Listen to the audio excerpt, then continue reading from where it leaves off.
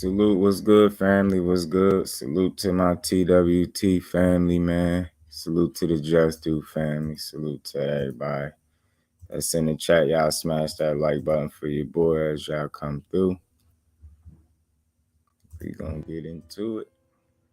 D Free, what's good with it, my bro? Appreciate you for stopping on through. Sports and tunes worldwide, what's good, Brody? Appreciate you for stopping through. Sitting out, you bugging for real. What's that? What you asking about? KK, salute, man. Appreciate you for stopping through. Yes, sir. Salute to my TWT family, man. Appreciate all y'all in the building. Salute to my bro Crush. Appreciate that, Sports and Tunes. Appreciate that, man. We with you as well, my bro. Yo, the Wise Crush, my bro. What's good with it, bro? Oh yeah. Oh, I figured that's what you was asking. Yeah, fam. They turn this camera on. Yeah, they pulled the footage, yo. Pulled the footage. Pulled it. Knockout. What's good with it, bro? Appreciate you sliding through. Yeah, man. I just wanted to talk about that real quick. Yeah, I noticed that. I've been hearing about the. I always heard about Savannah Marshall and Shields fight, how it actually played out, and being able to see a little couple clips of it, you will know exactly why she felt like she was robbed. You know what I mean? I hate to use that word, but it is what it is. I mean, she damn sure ain't getting no fair shake.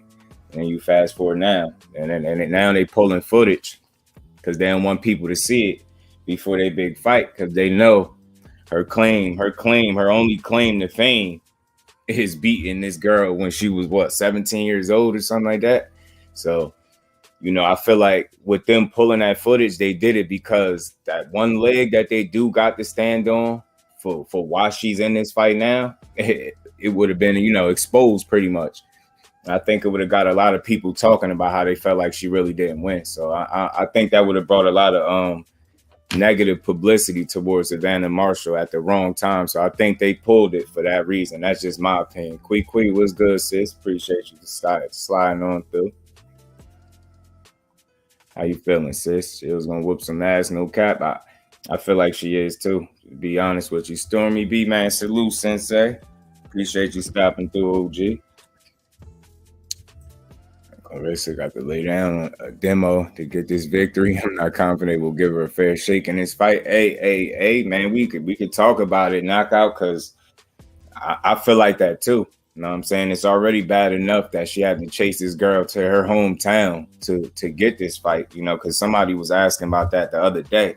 Like, why she had to go over there. And my thoughts on it, why she had to go over there is obvious, because if she didn't go over there, I don't think this fight would have ever happened.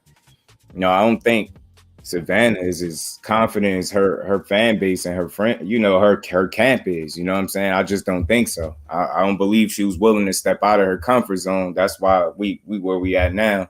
And this fight is taking place in the UK. She basically, the champion had to chase the challenger pretty much. And I know a lot of people feel like she shouldn't have had to, give up home field advantage, so to speak. But I think it's levels in boxing, how I always say, and I feel like Claressa is definitely skilled enough to be able to beat this girl in a way where it could remove any doubt and kind of take the judges out of it. But I get what Knockout is saying, like she really gonna have to lay into her. Like, just for example, like you see Haney beat Kambosos pretty damn convincingly. It's gonna have to be that and probably some more. Like, you get what I'm saying? Because I feel what Knockout is saying. Like, they're going to do anything they can possibly do to not get his girl her victory, man. They did it already. They did it once. You get what I'm saying? Now it's with more on the line. Is, undisputed on the line.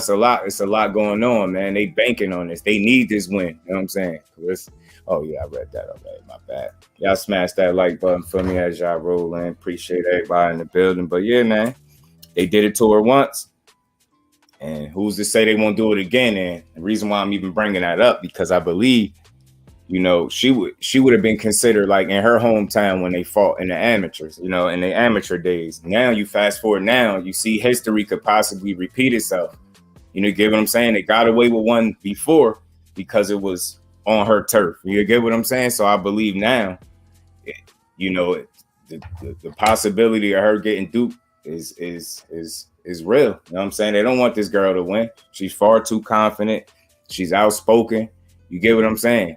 She say what she gonna do, and then she go out there and do it. They don't like that. You know what I'm saying? You see how they dealing with Alicia Baumgardner. They ready to paint her out as some type of villain or something because she's outspoken, because she's confident in her abilities. And it's like, where are we at in boxing where the fighters can't speak, you know, about what they gonna do or speak with their confidence? Why should I have to speak how you want me to? You get what I'm saying? I'm gonna speak what's on my heart. And I feel like that's why I rock with Alicia Baumgardner. A lot of people say it as cocky, but I'm like, you know what? This to her business, man. Like, they're not in here to be friends. She be friendly after that. But right now, she want to hurt this girl, and she on a mission. And I don't think you should, you know, make her out to be some bad guy because she used a couple choice words that we all use.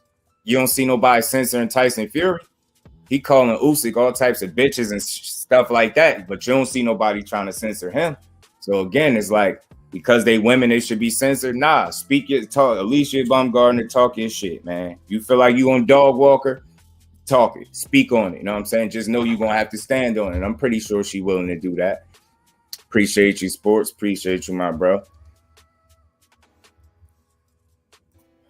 Kyle, what's good with you, TBS? Appreciate you sliding through, bro. How you feeling? Big Texas, what's good, family? Appreciate you sliding in the building. Lady Do, appreciate you, my queen, as always.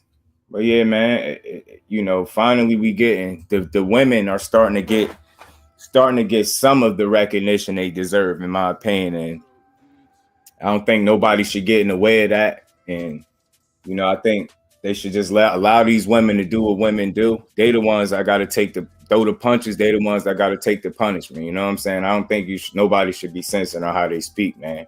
So she feel like Michaela Mayer, she about to get dog walked, then so be it. You know what I'm saying? MP, my bro, what's good with it, fam? Appreciate you sliding through. So I'm all for that. I'm all for her speaking her piece. But like I said, she's just gonna have to stand on it. She's gonna have to be a woman of her word, and I believe she can do that. You know what I'm saying?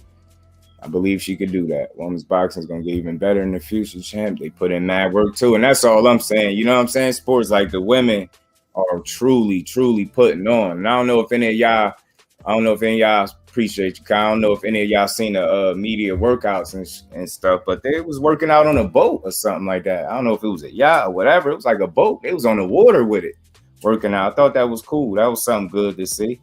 Something different. I mean, I never seen that. I don't know if any of y'all ever seen it. They did an open media workout on a boat. You know what I'm saying? And Alicia looks sharp. She looking great shape, man. Great shape.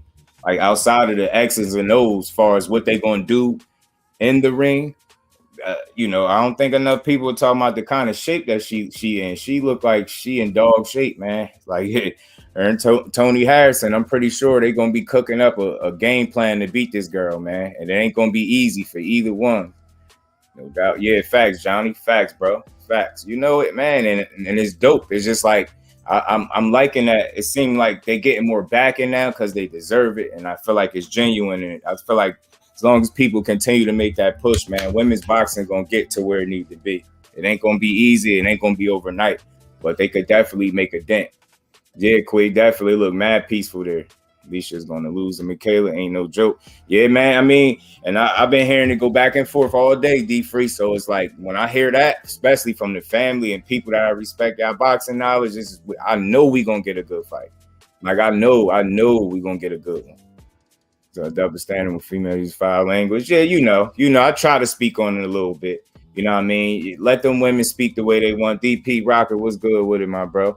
At the end of the day, it's really the hurt business. Ain't no time to be nice. Don't nobody want to be all extra friendly up there and shit. Like, you know what I'm saying? She want to hurt that girl. And right now she in kill mode. You get what I'm saying? So don't dim her lights by trying to censor her or how she speak, man. Just get used to it, man. Like I said, you hear a lot worse shit coming out of Tyson Fury mouth. You're not gonna censor him. Don't censor her.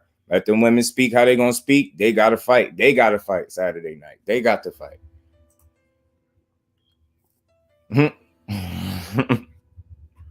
Queen, you crazy.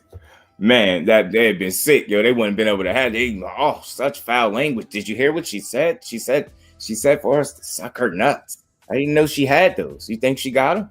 Oh, you get what I'm saying? The queens gonna speak how they want, man. It's like they don't like the fact, like I said, with Claressa, and you notice a pattern. Notice a pattern. Notice Claressa and Alicia, they want to paint them as like the villains. The villains. You get what I'm saying? Well, all this girl did is win and beat everybody. And I mean everybody they put in front of her, literally. You know what I'm saying? And then you got Savannah Marshall running her mouth, and talking about race don't belong in boxing, man. You tell that to the announcers, tell that to the commentators, that when a person fight, they call a person by their nationality rather than their last name. He's such and such is a tough Mexican, the tough Chinaman, or this or that. You get it. We always hear. So it's always been about that. So for her to try to act like, it ain't about that, or she actually trying to make it seem like Claressa is making it more about race than what it is, man. She just speaking from the heart. If you can't connect and can't relate, then that's you. But don't make it seem like she highlighting something that ain't been a part of boxing since the very start. You know what I'm saying? And then she had the nerve to try to check Claressa Shields on her resume. Is she serious? Is she serious? I got to pull up her resume. I got to. How you gonna question the GOAT resume? And your resume is far, far worse. Like, it's like she had to be joking at this point. Like, are you joking for real? Or are you dead serious? Like, her resume is in question, and they calling this girl the silent assassin. Silent assassin, my ass. The only thing silent about Savannah Marshall is her damn boxing career, her pro boxing career. Her whole fucking resume is silent. You get what I'm saying? She ain't fought nobody really of note. You get what I'm saying? This girl she got the same many fights. I don't care about her knockouts. I care about who she knocked out and who she beat. You know what I'm saying? And she fought the first fight 4-3-1. The second one 1-6-1. She fought somebody 8-2. That's a winning record. 4-0. Then she fought a chick that's 3-25-1. Then she turned around, fought a chick that was 11-55-4. I could stop right there. I don't even think I need to say nothing else. I don't even need to do no more. She fought somebody that was 11-55. Talking about checking somebody's resume. And again, it's not just the things that they gonna do physically in the ring. I'm a firm believer of, when a fighter is not in touch with reality, they doomed to lose, man. They bound to lose sooner or later. And that's what I see with her. You checking resumes, you don't know that your resume can't even compare to hers. Like, you know what I mean? You can take about a handful of fights off Shields' resume, and they'll all trump anything that Savannah Marshall has done. Anything. D Free, what's good, my bro? What's good with you? Zoom, what's good, family? Appreciate you for stopping through. How you feeling, bro? Got lame ass Marshall wanted to ask questions after she couldn't really say who she beat. Yeah, exactly. Claressa put her ass on notice for real. Exactly. And she tried to, like I said, how you gonna question her resume when there's no doubt? Her first fight out the gate was Franchon Cruz. I could stop right there. This is how real this is. I can really stop right there. I don't even got to go, because they both got 12 fights. I ain't even got to go up and down their resumes. I can stop right there. Claressa Shields' first fight out the gate was Franchon Cruz. Out the gate. Like, how many people can say that was their first opponent? And we talk about the same Franchon Cruz that ain't lost since then. And the only loss that she would have potentially had got overturned when the girl was taking steroids or something. You get what I'm saying? She ain't lost since then, and she undisputed right now. Like, this is the level of competition that, Claressa Shields is up against. You can't say that about one fighter on Savannah Marshall's entire resume. And that's what I'm saying. Like, you got Peter Fury. I don't like him. I don't like nothing about Fury. How about that? I don't like the Furies as a whole, man. They're not good for boxing. Period. I don't care if he's 6'9". I don't care about how he can box and move like a middleweight. The hell with him, man. They're not good for boxing. And that dude, you would think he would be a little more in tune with reality too, man. Goddamn well you didn't match that girl up against nothing close to Claressa Shields. And the only thing y'all banking on is a home run punch. I ain't heard nobody. And when I say nobody, y'all, I mean absolutely nobody break down strategically how Savannah Marshall is going to beat Claressa Shields. They just keep saying, Shields is going to be the busier fighter, and Marshall is going to time her and just catch her with an uppercut. Like, that's what y'all banking on? So y'all obviously ain't been watching Claressa Shields fight then. And that's cool, because I hope they take that same blind confidence and same ignorance and lack of studying into the ring Saturday night and get their asses beat and handed to them. And then she can go back to being irrelevant the same way she was when she started her pro career. You get what I'm saying? Like I said before, it's sad. It's very sad when your best win is not anything you've done as a professional. Her best win still, with her 12 wins and 10 knockouts, her best win still is over a 16, 17-year-old Claressa Shields, which is why they more than likely they pulled that fight footage so nobody could see it. Because if anybody, you got, and what I'm noticing is now you have more people that's paying attention to the sport of boxing, so you can't just tell us anything. Yeah, we know that the record says she lost, and that's the only loss she had as an amateur. It was to Savannah. But what y'all don't realize is if a lot more people get to see that footage, it's some real diehard fans, it's some real people in the sport of boxing. Even some of these casuals starting to call it how they see it, depending on who you talking to. You get what I'm saying? I think a lot of people would have seen that footage, and it would have been bad publicity for her. You know what I mean? You would have started hearing people talking about robbery this, robbery that. They ain't want that to come up. Well, we on it and we seen it already. Y'all was late on the trigger. It was a little too late. It stayed up long enough for people to see it. We damn sure know that it was a robbery, and salute the champ side for highlighting it and pulling it, pointing it out, that it was on some Floyd Mayweather type robbery. You know what I'm saying? And that should tell you all you need to know. When Floyd got robbed in the Olympics, you know what I mean? It was similar. It was so bad. They robbed him so bad that the guy who beat him, I read an interview that he did with somebody, and they asked him about that fight, and that guy even admitted that they robbed Floyd Mayweather. The guy, I don't even remember his name. Nobody do. The guy who beat Floyd and stopped him from getting what was rightfully his, he never, I don't believe he ever turned pro, and he did an interview admitting that they robbed him. And I think this dude ended up being like a fisherman or something, owning a boat or something like that. Like, you get what I'm saying? So they've been robbing our fighters since the beginning of the time. And like I said, I just hope history don't repeat itself in terms of, Claressa Shields not getting a fair shake. Is real. That's real. She didn't get one before. And you got to think, like I said, where that fight took place had a lot to do with the outcome. You know what I'm saying? The outcome was affected by where they fought at. And now you fast forward now, where's that fight at? It's on her turf now. You get what I'm saying? So again, history could repeat itself, but I'm a firm believer that I feel like Claressa is head and shoulders above this girl in terms of skill level. That doesn't mean that Savannah Marshall won't have some success. Like none of these girls are perfect, but she's gonna make her work and she's gonna have to earn it. And I just haven't seen anything from a skill standpoint in Savannah Marshall that's making me so worried for Claressa Shields. I'm just not. Sorry, man. She ain't Ann Wolf to me, and I'm going to keep saying that. And everybody should know what I mean when I say that. She's no Ann Wolf, bro. I ain't worried for Claressa.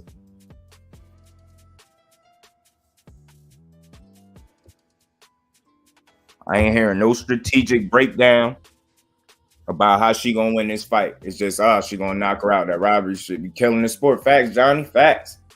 OTB, my bro. What's good with it, Brody? Appreciate you for stopping through. So again, it's like Johnny said, man, that the robbery should be killing boxing, but it's up to us to call that shit out how we see it, man. Maybe they stop. Maybe if we start, letting these motherfuckers know you got real people watching and paying attention to the sport. Y'all can't just pull anything and we're gonna just sit quietly and sit through it. So again, just to hammer that point home, again, it's still my opinion, but I think it's a logical one. Even if I ain't right, I feel like they pulled that footage to kind of, save Savannah Marshall from any potential embarrassment and any negativity. You get what I'm saying? Just imagine, had that never been pulled and enough people are really able to see it. You get what I'm saying? Claressa got fans too. You get what I'm saying? They'd have been all over her bumper in her comment section. You dig what I'm saying? Right before a big fight. They don't want that on her heels. You get what I'm saying? Calling her out because they know she got her ass beat. My thought process is, from what I've seen on it, it just made me even more confident because all this talk was that you beat her. all these years ago. From the shit I seen, the corrupt boxing system is what beat Claressa Shields, not Savannah Marshall. You get what I'm saying? So miss me with that. So all that footage did was make me more confident that Claressa is gonna beat this girl. You know what I'm saying? She never beat her. And I think if any of y'all was able to see it, y'all understand exactly why Claressa Shields is as confident as she is, and in some ways she seemed agitated.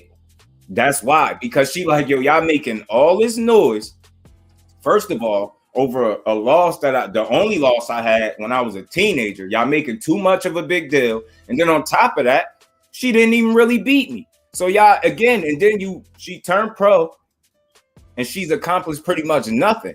So it's like, again, like when y'all see why she oozing with confidence, and then you could see that she's just slightly agitated, rightfully so. Y'all giving this girl all this praise, and the only reason she's relevant is because of me and because of a win that she was awarded and gifted all these years ago. So I'm right on par with Claressa, and I think why she feel the way she feel and why she's and who wouldn't be as confident as she is. She like walking history. You dig what I'm saying? Dial Deloach, what's good with it, my bro? Appreciate you sliding through. How you feeling?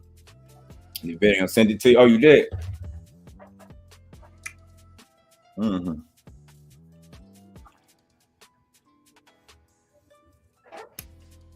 Word.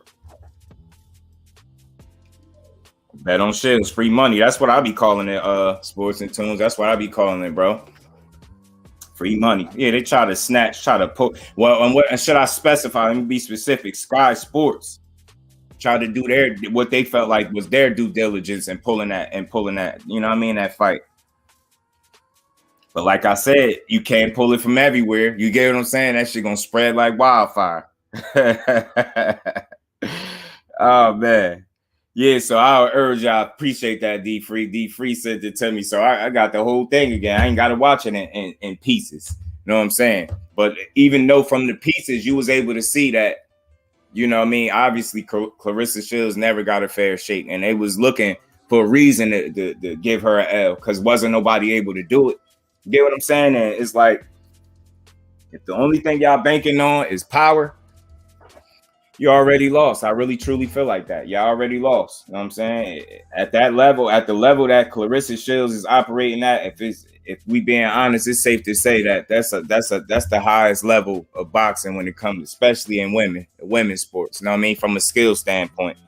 And you gonna need more than power at the end of the day. I ain't saying she ain't got absolutely nothing else, but I just haven't heard, and I mean universally, like anybody I speak to, anybody making a comment, they just say something about a knockout. She gonna catch her with an uppercut, hear something about her uppercuts and shit like that. And she like the female Tyson Fury. Like, man, mix me with all that. She can't do nothing what Tyson Fury can do, and she's a female. Don't ever forget that. She ain't the female Tyson Fury. She's a carbon copy of what they think a female version of Tyson Fury would be like. You get what I'm saying? And I just think they sadly mistaken. And this whole notion that, you know, all it's going to take is this one punch.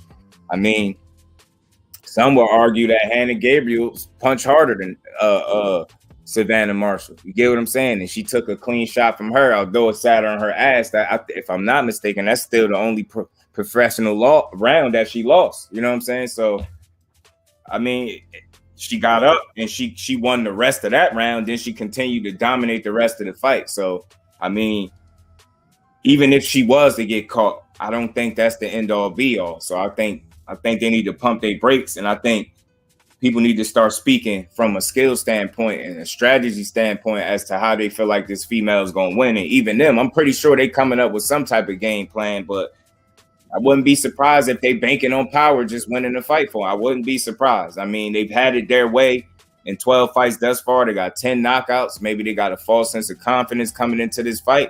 You get what I'm saying? But again, she ain't got no 100% KO ratio. And all I'm saying, if whoever those two opponents was that took her the distance, however long them fights lasted, doesn't matter. That's all I need to see to know that's Claressa Shields is going to be just fine in there. Ain't nobody on her resume that could compare, not even slightly. Whoa, what's good with it? Appreciate you stopping through us. Marsha has good footwork. It's debatable. I wouldn't say it's bad, but she's slow to me. You get what I'm saying? And skill for skill, if I'm being honest, I just don't see a lot, if anything, if much at all, that she can do better than Claressa, even if her feet is good. You get what I'm saying? Because that can be a key factor in a fight, feet. But shit, we talking about somebody that can move with the best of them. So I feel like it ain't nothing that Savannah could do that Claressa can't, other than the obvious, which is punch a little harder. You get what I'm saying? So it's like you got, that's the only clear cut advantage. You get what I'm saying? Other than, what would it be? Maybe height, reach, and some shit like that. But we talking about skill. You know what I'm saying? In 2-minute rounds, she don't throw the most punches. She's not the busiest fighter. You know what I mean? Claressa is gonna be busy. She's gonna be accurate. You know what I mean? Very confident, and I think she's gonna be a moving target for this girl. She's not gonna just allow her to just run in or walk in and just have her way. You know what I'm saying? And she was getting, if anybody paid attention in her last fight, even though she knocked that girl out, y'all seen that girl touching her up just a little bit before that knockout? It's just, to me, I felt like the whole time when she was fighting that girl, was it Femke Hermans or whatever her name was?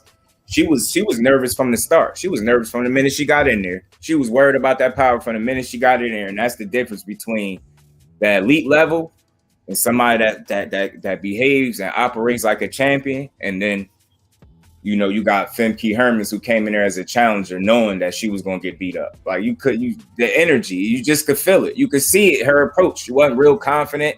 And even with that, she still had some mild success. So, you know what I mean? We talking about somebody that's oozing with confidence, but skill to back it up. You get what I'm saying? And they're going to come up with a game plan. She's the smarter fighter. I don't hear nobody talk about that. They always talk about the physical.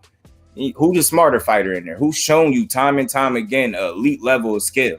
Not just knockout power, elite level of skill. Man, maybe the knock on her, she don't have elite level knockout power. That's fine.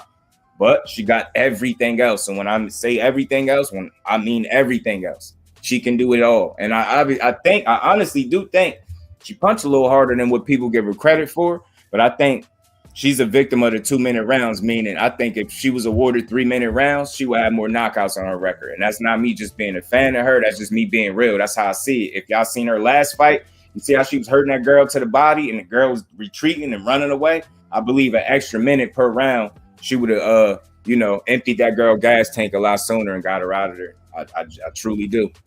Frontline was good with it, bro. Fact, you feel me, Johnny? We Talk Sports was good with it, my bro. How you feeling? What's up, Jesse? Man, moves like Tyson Fury in the ring.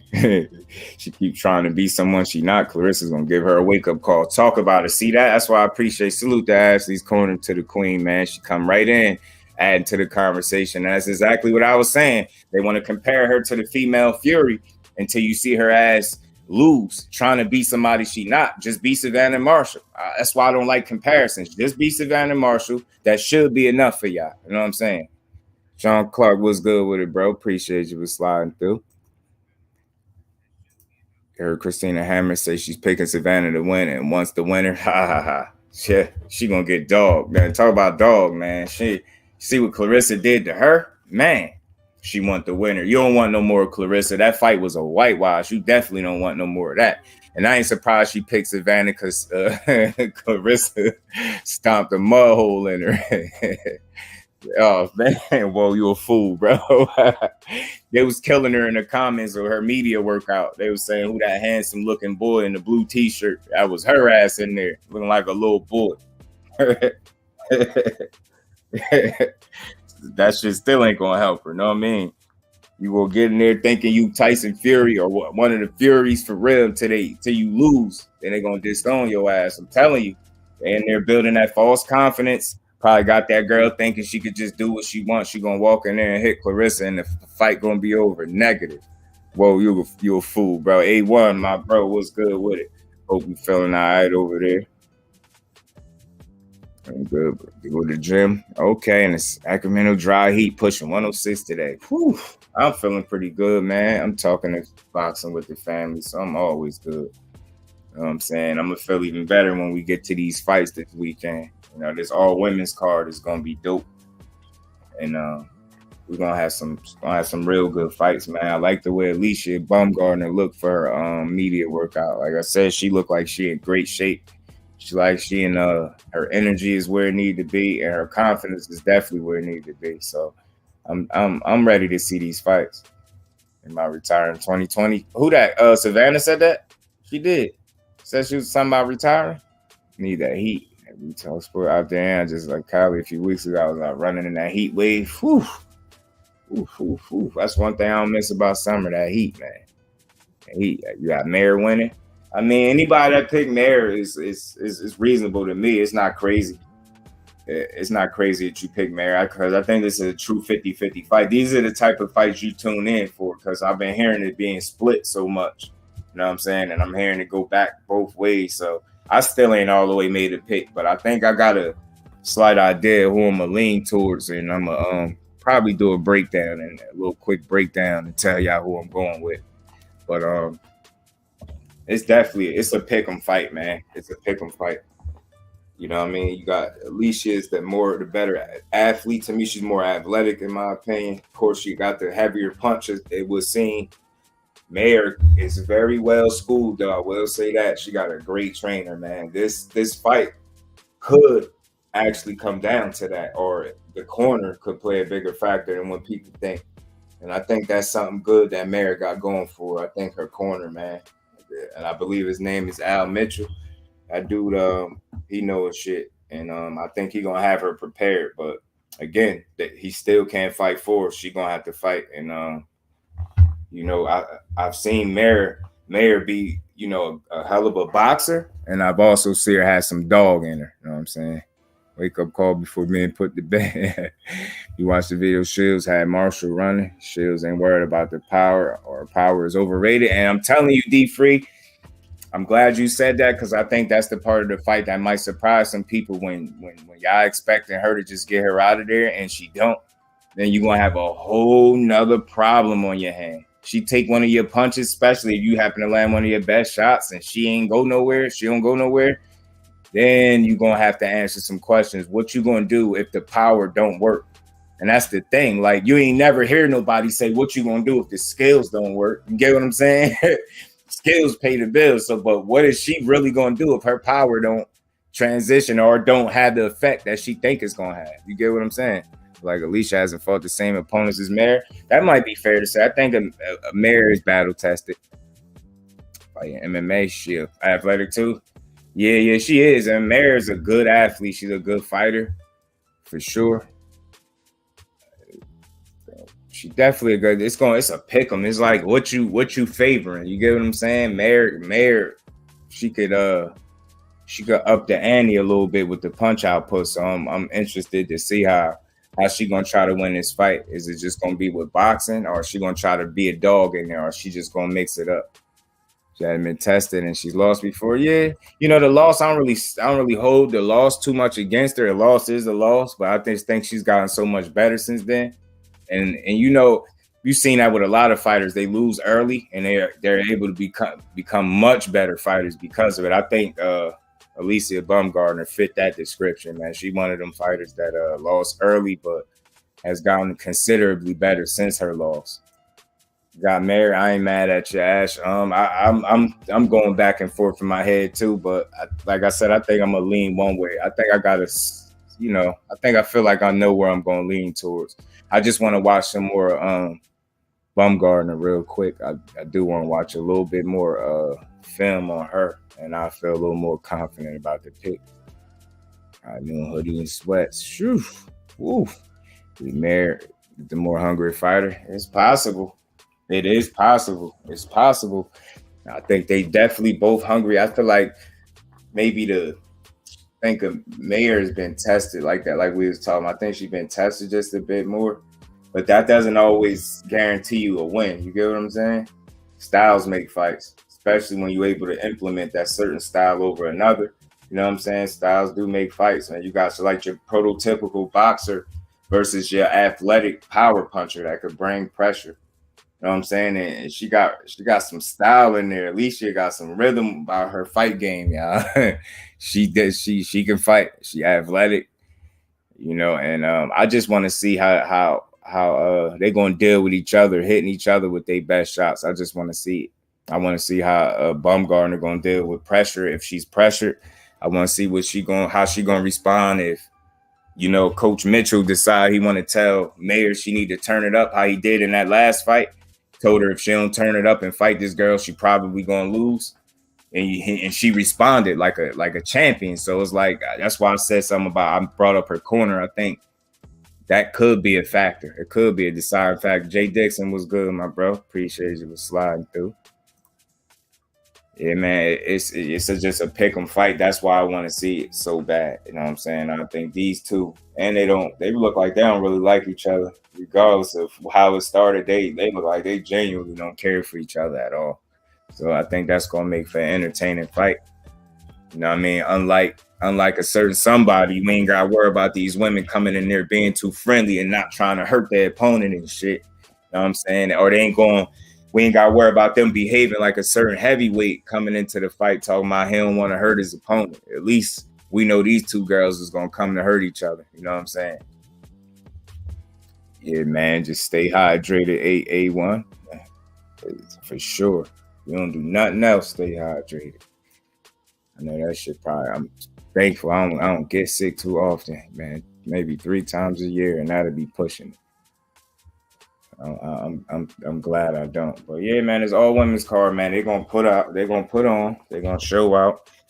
I know we damn near not all of us got Shields winning, but I think the majority of us do, but we do it. We got her winning for the right reasons, not just because we fans of her. She's shown us she's more proven. It's just like this, similar to how people feel like Michaela Mayer is more proven than Bumgarner, which is the reason why she might win.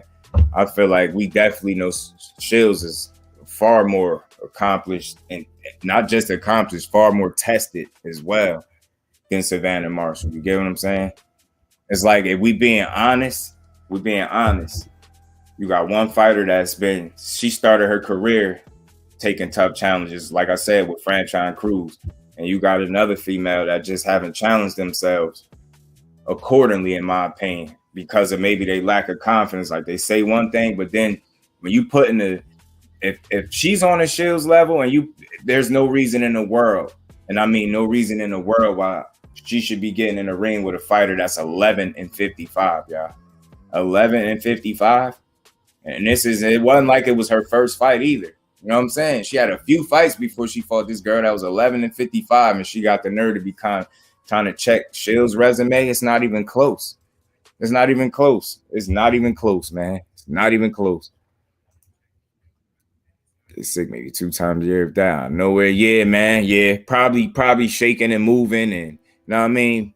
Doing your normal, and something just caught up to you, man. But you're gonna shake back for sure. You're gonna shake back, get that shit right up off you. Yeah, man. Yeah, man. Dirt nats will eat facts. Yeah, facts. Facts. But yeah, man. So again, like I said, man, you got these fights are supposed to be. They're gonna be extremely entertaining, despite who win. You know what I'm saying? And I think Mayer and Bumgarner are going to raise each other levels. I think we're going to get a real good fight. I don't think we get a whitewashing either way. I think that fight going to be real competitive. But I'm real interested to see if Bumgarner is able to land that power, man, what kind of effect she going to have. You know what I'm saying? I just want to see. And I know she ain't banking on no one-punch knockout because she got Terry Harper out of there like that. I understand, that Mayer is definitely on another level than a Terry Harper.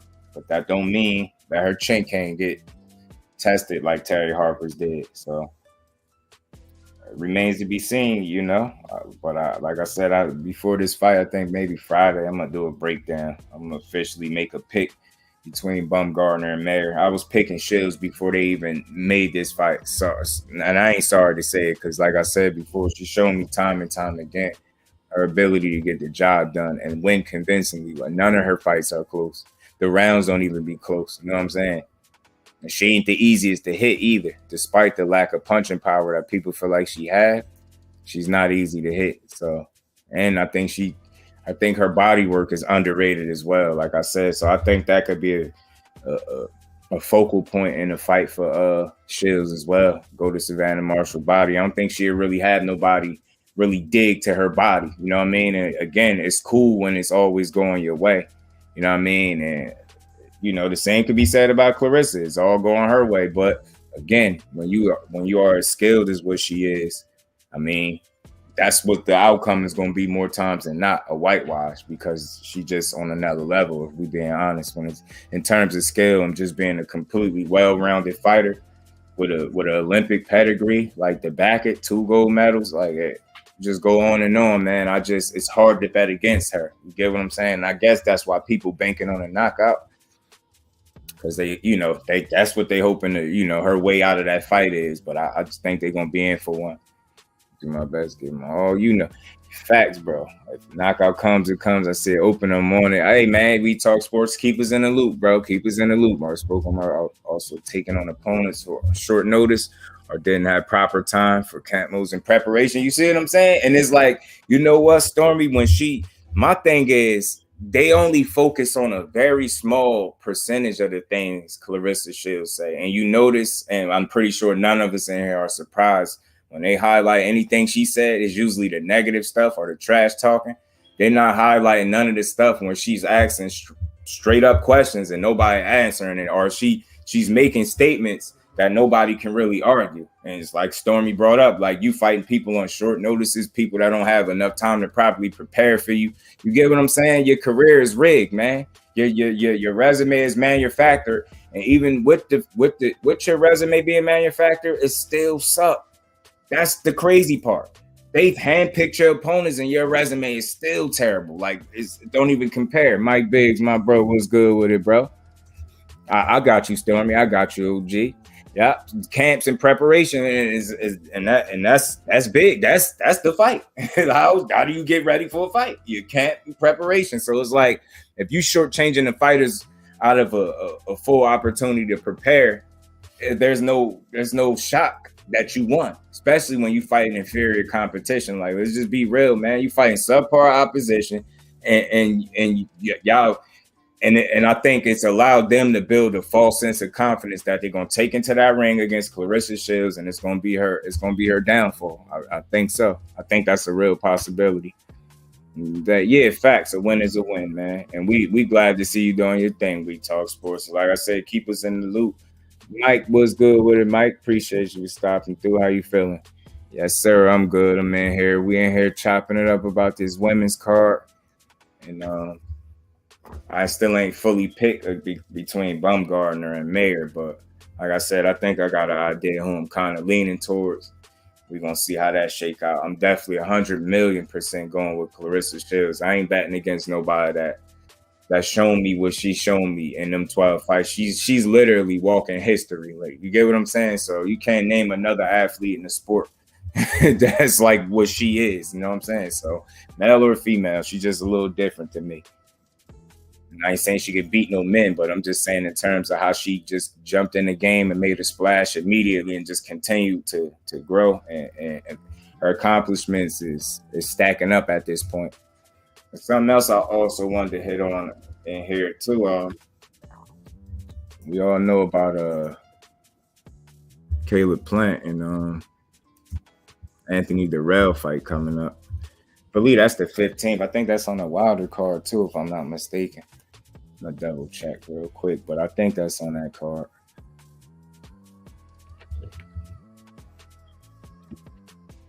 Man, sorry, my damn. Hit it. Oh, there we go. Damn it, man. What's good with it, bro? Appreciate you sliding through. Yes, sir. We talk sports. Keep us posted, bro. But yeah, Caleb Plant is fighting Anthony DIRRELL on the 15th. That's that's the same card as Wilder and Helenius. And he did a little interview on the Last Stand podcast with Brian Custer, and he had some interesting stuff to say. And I'm gonna play this clip for y'all that I got. Let y'all hear what he had to say, and then we could chop it up about it. I gotta ask you, because I cannot talk to Caleb Plant without asking this question. After DIRRELL, is your plans to fight David Benavidez? right after Dirrell, my plan is a step to make the biggest fight that I possibly can in the super middleweight division. And if that's with David Benavidez, then that's the fight that I want to make. And if for some reason he's acting silly, acting funny, because they say a lot of things, but then behind closed doors, it's not the same thing that they say. They'll say that they want to fight knowing that me and them both already got a fight lined up. And then mine comes out, and then it makes it seem like they want to make it seem like I'm ducking. So if they want to act funny, then I'm going to step right to CHARLO, and we'll make that fight happen. So I'm not playing with none of these boys. I'm not playing with none of them. I'm going to whoop Dirrell, and then I'm going to step right to David or right to CHARLO, and we can make either one happen. Right from the horse's mouth. I like that talk. Optimal LD, salute, my bro. How you feeling? Yeah, Johnny. I like that talk, man. Now, why I brought that up, why I played that clip, other than the fact of just talking about what he said in there and why I like what he said in there, is because, we all know he coming off his first loss as a professional, and it was a knockout loss to Canelo Alvarez, who he did very well against, and I think his gas tank and his defense failed him a little bit down the stretch. And I think that's what ultimately got him knocked out. Jelly Bean, salute, bro. Appreciate you for stopping through. But what I respect about Caleb Plant's mentality is, after he lost, especially the way he lost, knockout loss, he had a couple ways he could have went about this. He could have, resumed the rest of his career and been timid and not try to take on no real challenges. Or he could just, look at it like, I made good money. I've become a champion. I challenged myself against one of the best. I came up short. You could either be timid for the rest of your career, or it could bring another level of dog out of you, or another level of competition. Now, for me, not too many people expected him to be speaking like this after coming off a knockout. Now, he could have fought somebody, less known than Anthony Dirrell, but I think that was probably or possibly the best opponent that he could have got. You know what I mean? That we know. You know what I mean? That we can identify with. So instead of him being timid for the rest of his career, or it seemed like Caleb Plant has intentions of becoming the smoke, like or chasing the smoke, however you want to look at it. So I expect him to beat Anthony Dirrell. This is no slight to him. I just feel like Caleb Plant has more in the tank at this point. He only lost once, and he took a ton of punishment in his career. Anthony Dirrell's still a live dog. You know what I mean? The last thing that goes to power. We just seen him come off a crazy, knockout win. So, I mean, he still got something. He still got some tread left on the tire, but I think Caleb Plant is going to be out boxing. You know what I'm saying? I got Caleb Plant winning that fight on points. And I appreciate the energy. Like I said, after losing, he could have went the Canelo route and said, you know what? I'm going to just pick, easier fights. You know what I'm saying? And fight people that nobody want to see me fight. But I think if we being honest, instead of him going that route, he said, you know what? After everything go according to plan, he's expecting to get past Anthony Dirrell. He ain't looking past him, but he's expecting to get by. And obviously looking, towards his next big fight. And for him to mention, CHARLO and Benavidez, that's two names, not one. It's two names that all of us in here wouldn't mind seeing any of those three mix it up. You get what I'm saying? So for him to Luke could be coming off a loss and already his mentality is like, look, I ain't playing with none of these boys. When I'm done with Dirrell, we're gonna see what time it is with Benavidez. They say they want to fight, but it's oftentimes when we already got other things lined up, other obligations, and I agree with him to some degree. That is what's been going on. It's been like sort of a cat and mouse kind of game. And I hear, David Benavidez speaking of how he feel about, you always speak about how you feel about Caleb Plant. For whatever reason, they don't like each other, but I haven't seen the same aggression and energy towards Caleb Plant when he don't have a fight lined up. And that's just in my opinion. That's from what I seen, what I gathered. Following them, both of their careers, I hear a lot of that stuff being talked, but it's usually either right before somebody has a fight or somebody just had one and then they already about to have something going on. So I'm with him on that. And there's no slight to Benavidez. I don't think Benavidez is scared to fight him, but I think Team Benavidez and David Benavidez, even though that's like one and the same, but there's Team Benavidez, which would be like his father, coaches and things like that. And then you got David. David the fighter, after seeing the interviews that he's done, I think he'd get in there with anybody. I do. I do. I personally think he'd get in there with anybody. But at the same time, I want to see that same energy for Caleb Plant when the opportunity really presents itself. But did it take him a year to recover? But did it take him a year to recover? Who that? Oh, are you talking about Caleb Plant, K? Yeah, like Caleb Plant's mentality, fight the best competition to get back being a world champion. That's what I'm saying. Take the next steps to becoming unified. And again, and you calling for that smoke like that, you know what I mean? I'll take you. See what I'm saying? And again, that's how boxing is going to thrive, by giving people the fights they want, not what you want. You get what I'm saying? And I think Caleb Plant understands that, and he's going to try to give us some of the best fights possible. I think he gets past DIRRELL. And I don't even have a pick. He can pick. They can pick. They can sort it out, whether it be CHARLO or BENAVIDEZ. I definitely want to see either or. Bruce Gas, salute, OG. Appreciate you for stopping through. Bodymore, what's good, bro? Salute. Appreciate you stopping through. He needs to stop being a weight bully and get up to 75. And you know what? It's funny you brought that up, because to me, it's like, I understand people, because, you know, if you can make the weight, then you can make the weight. I get it. But my issue with him is not him just not making or not making the weight. Is, you know, I don't know how y'all look at it. For me, Team BENAVIDEZ seems they're creating this narrative that everybody's ducking them. I'm kind of getting that feeling. But to me, the only person that's truly ducking him is Canelo Alvarez. I don't think nobody else is truly ducking David Benavidez the way Canelo has avoided this dude like the plague, man. So, I mean, this whole notion that nobody will fight you, I think is garbage. I think that's nonsense. But let's just say hypothetically, if that is true, right? None of these other top dudes are getting there with you, right? So what are you going to do? Waste your career? You're a young dude. I'm pretty sure you want to stay busy, right? So you know how you know one potential solution to that problem? You go your ass up to 75. Go up one weight class. Facts, Johnny. Either one is fire, but you go your ass up to one weight class. You go up one weight class, and maybe you fix that problem of nobody getting there and wanting to get in there with you. Because, you know, I know Benavidez look at himself as a top fighter at 68, right? So I'm pretty sure if he moved to 75, he still gonna consider himself a top fighter, right?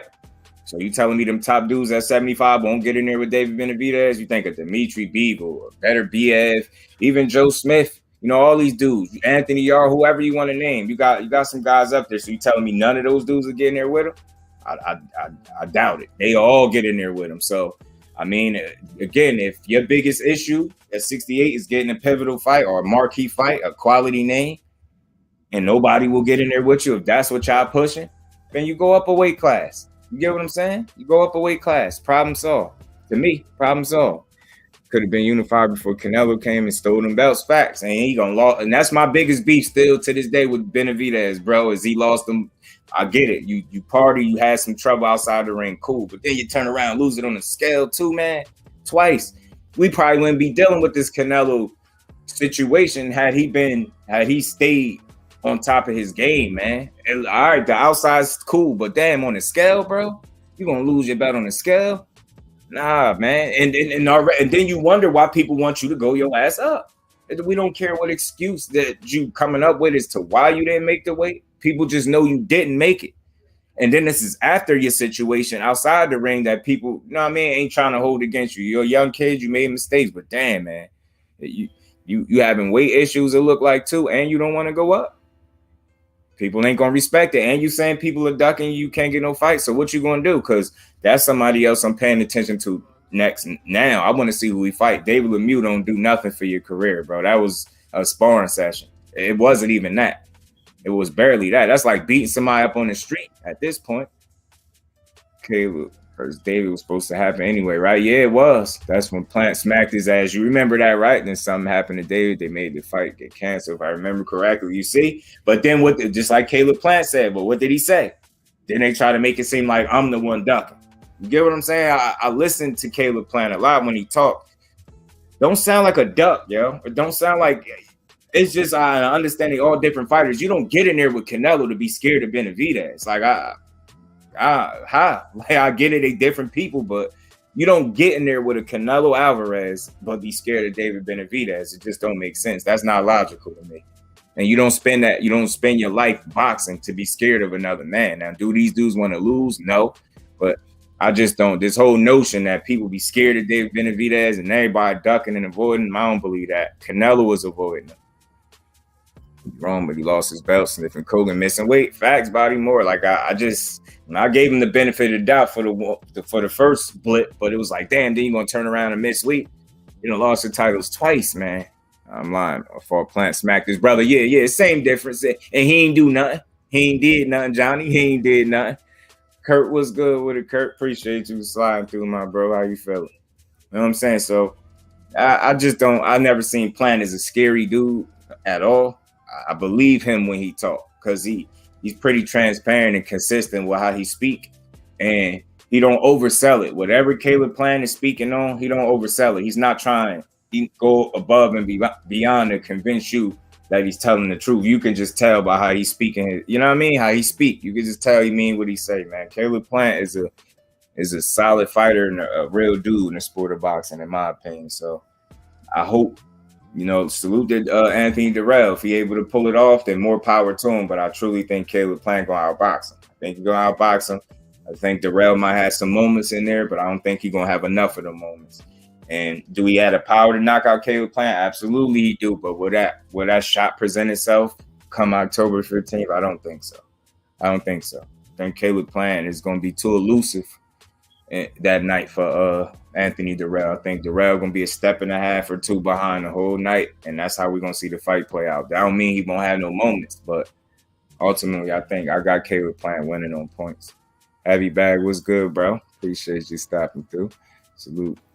Yes, sir, man. Salute to my TWT family, man. So you like to see Fury versus Wilder 4, Usyk versus Wilder, or either fights? Would you like to see two fights with Wilder and Usyk?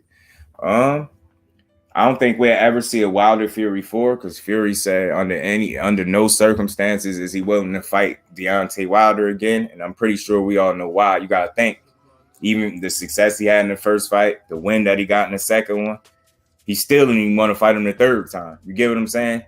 So he had reservations about the second one. So it's like, I don't think we'll ever see a fourth one. I don't think he want to get put through that hell again. And just as much as people will say, well, he did win so convincingly the last one, I'm telling you, when somebody check your chin like that, you're not in a rush to get it checked again. And he know, like, I feel like that's one of them situations where you keep giving Wilder a chance, he gonna get one. Like, and that just might be me rocking with Wilder, but I feel like that's a dangerous game. You keep playing with that man, you go to the well one too many times, and he might get you. So I don't think we'll ever see a Wilder and Tyson Fury 4, but. And Usyk is weird. It's funny that you brought him up because he said if he don't fight Tyson Fury, he ain't fighting nobody. So he making it seem like he willing to retire if he don't fight Tyson Fury. So, I mean, but would I want to see him in Wilder and Usyk? I wouldn't mind seeing it. Anything that would put Wilder back on TV and in the spotlight where he belonged to be at, I'm in favor of. But you know what? I already know this. I will say this right off the bat. Usyk is a better boxer. He's more skilled than Wilder. You know, make no mistake about it.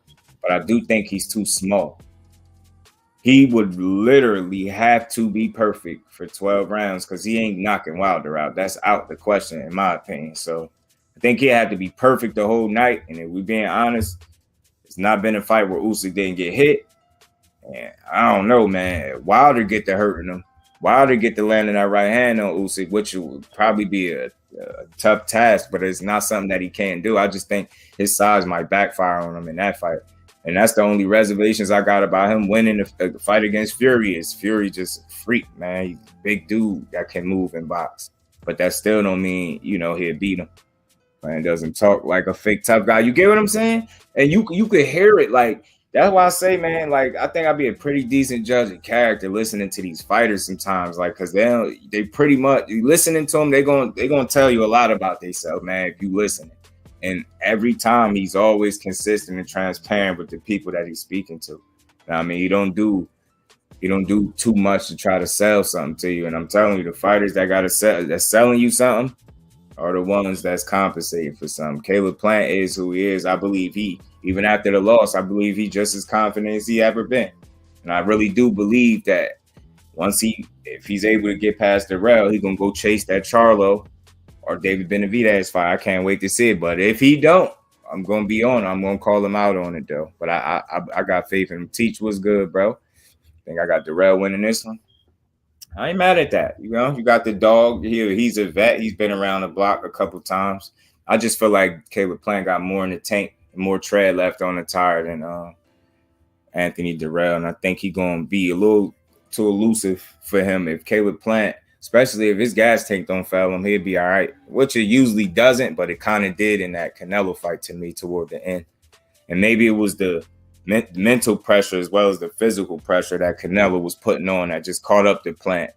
And, you know, he made the wrong move, and it's like Canelo made a slight adjustment in the way he placed that punch, man. And it's like where he was shooting that punch before, Caleb was able to catch it, but this time he put it where Caleb was not able to catch it. He hit that dude kind of high on the head, knocked his equilibrium off, and that was the beginning and the end right there.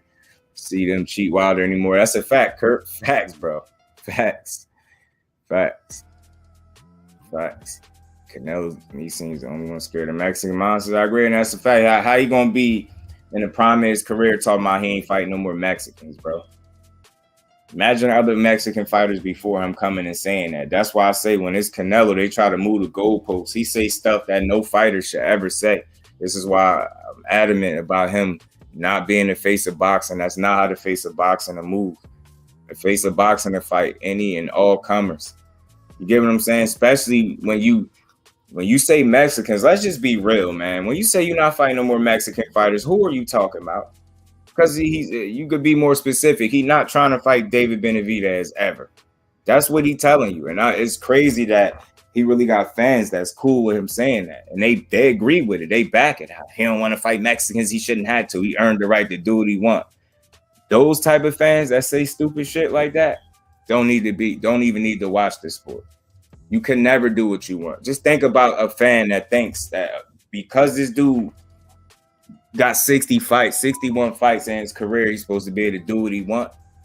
You don't get to pick your fights and demand that we pay for them too. It's either one or the other. You either give us the fights we want and people are going to support it, or you could continue to handpick fighters that can't beat you and people don't support it. But you can't have it both ways. You either give people something they want. It's just like I always say, man, you don't go to a restaurant and pay for food you don't want. You don't go to the movie and pay for the movie you don't want to see. You get what I'm saying? When there's money involved, you don't get to decide when the consumer spends their money. You get what I'm saying? And if we already know he's billed as a pay-per-view star, every time he fights is going to be on pay-per-view, right? So that means in order for us to see Canelo fight, we have to pay for it. So don't you think you would think he would feel like it would be in his best interest to give the fans what they want as opposed to what he wants? But I think he's been having it his way so long. I don't think it's about legacy no more with Canelo. I think it's just about lining his pockets, man. His bag moves, man. You can see it. Like, look what fight he giving us right now 3 years later. I'm telling you, that's why I say not only the things that the fighters say tell you a lot, but definitely how they move. You get what I'm saying? And that's why I said I appreciated Caleb Plant. He took a loss to Canelo, and after that, he wants top smoke. Canelo take a loss to Beagle, and he want to go fight Triple G for the third time, and this dude 40 years old. And after we just seen him look vulnerable to the body, which he still was able to get the knockout, but that's just not the same fighter 3 years ago. And I'm pretty sure Canelo and Team Canelo know that. This is why they're giving us this fight 3 years later as opposed to giving it to us back to back to back. See what I'm saying? Yeah. It's the mileage on Dirrell for me. If it was a younger version, I think the fight could be closer. But I think at this stage, I think Plant gonna be able to outbox him. That's what Plant disrespecting race car was kind of uncalled for. I never let a white boy beat me. I don't know. Man, Judah, man, you almost had my blood boiling for a second, bro. But I seen Judah been on the front. Man, I thought you was that guy. But what's good with it, bro? Appreciate you, slide through. Yeah, that's why I try to come on early. So I'm gonna make sure I get over here to see them cook in a couple hours. Used to explain this one. Oh yeah, Tatis got Dirrell. Yeah, he ain't got enough left in the tank for me. Yeah, I think Sweet Hands gonna school him, man. Too elusive, bro. He gonna be too elusive, I think, in that fight. He's afraid of fresher fighter. The only thing the only knock against him is gonna be his lack of punching power. Because Dirrell is a pretty tough dude. So that knockout power facts. Yeah. He just still got that. Oh, you said the teachers keep it real. He said I'm banking on that shot. I feel you. Damn, my bad, y'all. Everybody down plant like the dude ain't got no skill. He got caught late against Cinnamon Clitoris. Fight was giving Carrot Top that work. That's what I'm trying to say. I don't be dogging the candy. Say you a fool, man. Let me speed up. My bad, y'all. Watch GGG win. Josh, what's good with it, bro? Appreciate you for sliding through. He said Blue Blood said that Usyk changed his mind. He said that Usyk will fight Wilder if he can't fight Fury. That's cool. Like again, that Wilder back at the championship level was great for boxing and the heavyweight division. Josh, what's good, bro? Zoom said, "Why GGG win? G40 might win, bro. If he win, I'd be happy for him. I actually want him to win. I'm not rooting for Canelo. I'm not hating on him, but I'm not rooting for him because he did exactly what I thought he was going to do. Give us a fight we didn't want. So no disrespect to Beevil, nobody was calling for that fight, but you went up there and bothered that dude. You got your ass beat, and he had two choices. You could either go right after the top dogs, or you could go give us another fight we ain't want. And what did he do? Give you another fight you ain't want. Not only did he give you a fight you ain't want, he gave it to you 3 years after he should have gave it to you. So I ain't rocking with it.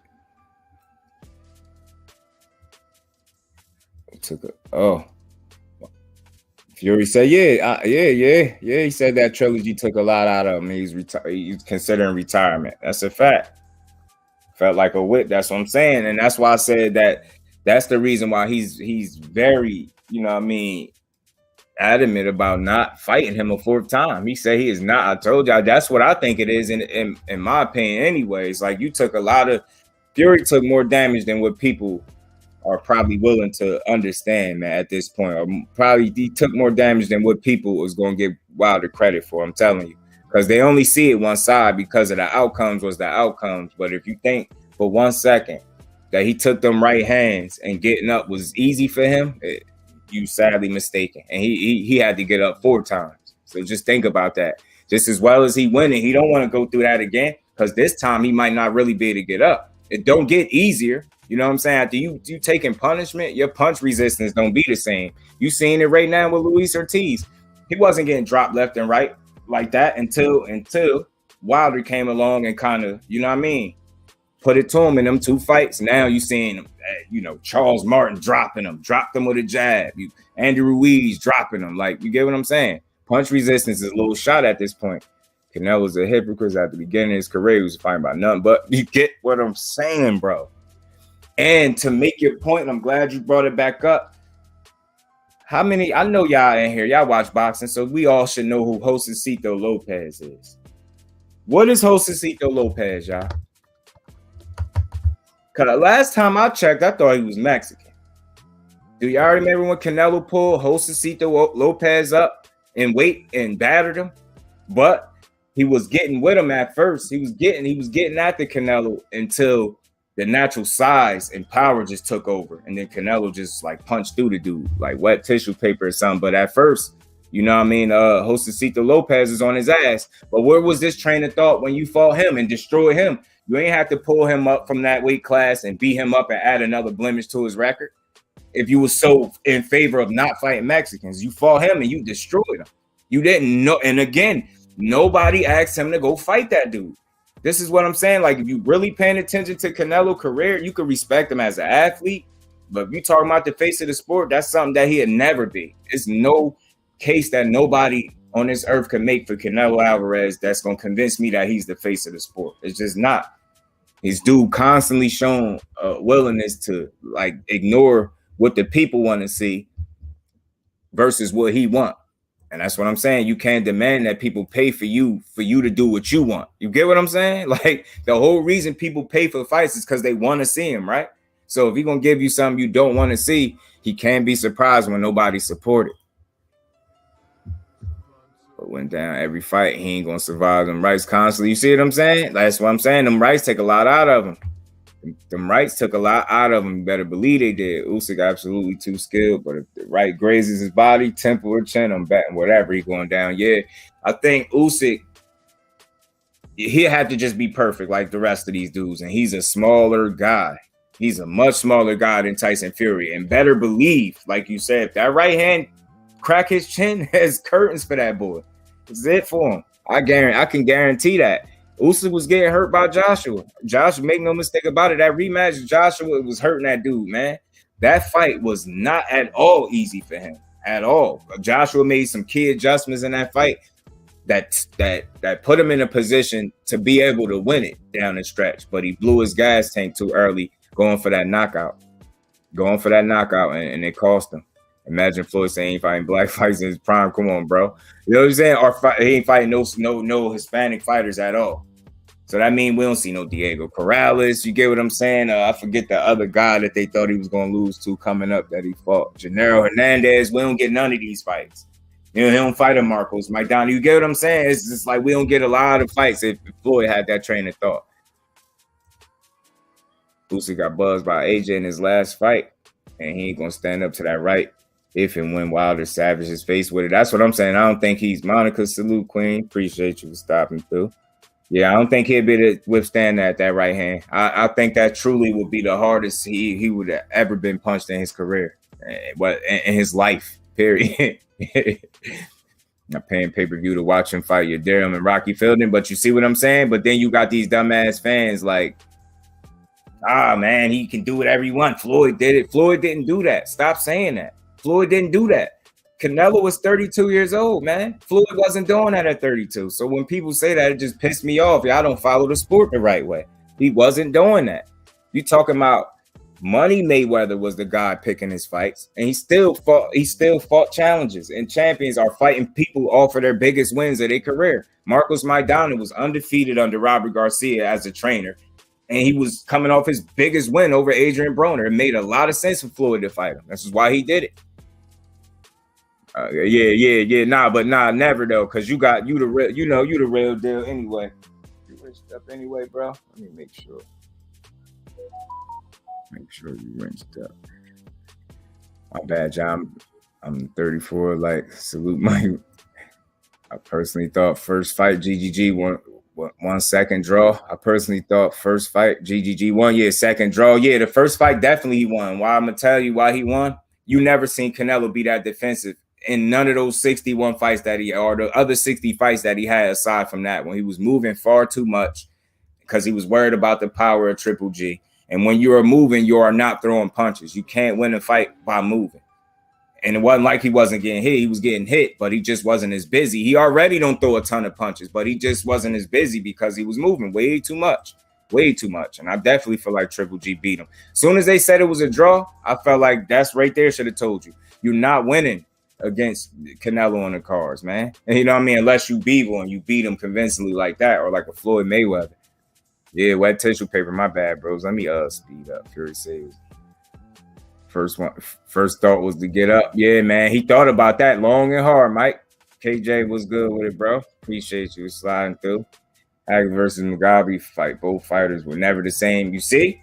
And that's one of my favorite fights from Marvin Hagler, too. Against Mugabe, man. Because Mugabe was putting it on him at first. That's why. It was war. Ray Leonard knew that also. Franchise fighters. Time to roll one facts, K. I'll be following behind you. He was chasing Lopez, then he knocked his idol son out. Chavez. You know what I'm saying? This dude crazy, man. Joshua was good to the body, good. Yeah, man. He had Usyk damn near doubled over for a second, bro. Yes, sir. I'm gonna be right with Chavez Jr., his dad, your idol. Why you beat him up? Yeah, he Mexican. That's a fact. You see what I'm saying? So again, he's saying things out of convenience, and if fans help him push like bullshit like that, he gonna continue to move like that. You know what I mean? The fastest way to affect him is hit him in his pockets. Don't support his BS fights. Fury's offer to AJ. If it happens, AJ's been put in a position where he's fighting for the title and possibly undisputed if he beats Fury twice. Yeah, that's crazy. You know, I hear him say, but you know what? I'm starting to feel like it's something else must be going on with Fury. And reason I say that, and I don't think he's scared to fight no AJ or nothing like that. I just think he blowing smoke because every time he come out with something, it's something wild. First, he demanded $500 million.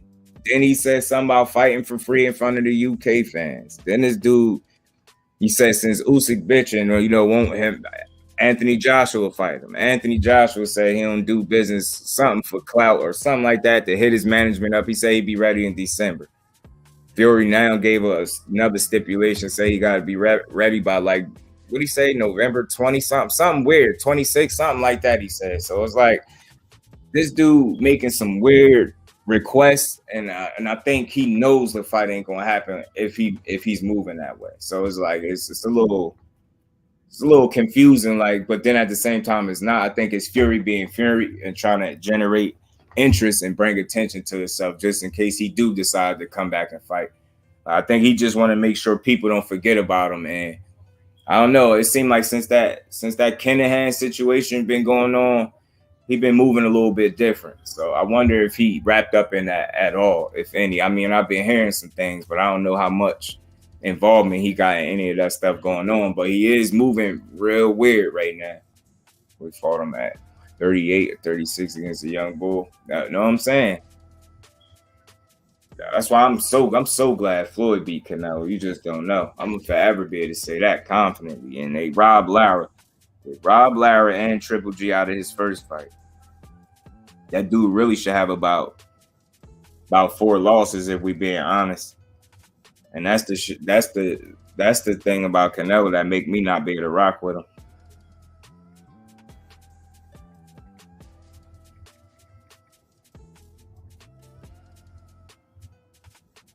My bad, y'all. On to it.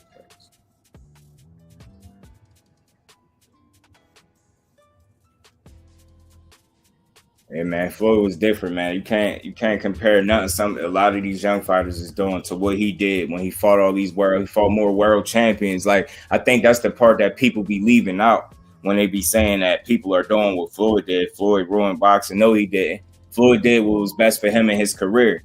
How did Floyd know that everybody was gonna go behind him and try to repeat and duplicate what he did?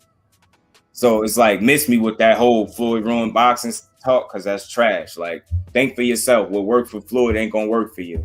And then you know why duplicating Floyd, you know why that will never work? Because people see Floyd and they try to emulate the wrong things about him. A lot of times it don't even be, you might see the occasional shoulder roll or somebody trying to implement that into their game plan. But I'm talking about really doing what Floyd did. They don't have the work ethic, the dedication. They don't. They ain't disciplined the way he is. So this whole notion that y'all could handpick fights and do what he did and get to the bag, like, it'll never happen. It will work for Floyd and Floyd only. That's why I think people need to stop saying that so much and just do what works for you the same way Floyd did what works for him, because he was in a trash situation at first too. You know what I'm saying? So glad Floyd, yeah, Mike. Yeah, man. I'm glad he dusted him off, man. Glad he dusted him off. You got some people still salty about that. And I tell people this is why I say you can't win no decision against Canelo on the cards, because this boy Floyd beat him every round, and they ruled, and it was a majority decision. Always remember that. We all watched Floyd dominate every round, and this dude still got a majority decision against the best fighter of this era. See what I'm saying? So it's like Dimitri Bivol was very fortunate for them not to have tried to rob him. I swear, and he was very fortunate that he had the skill set to be able to win that fight convincingly enough for the judges not to try to rob him.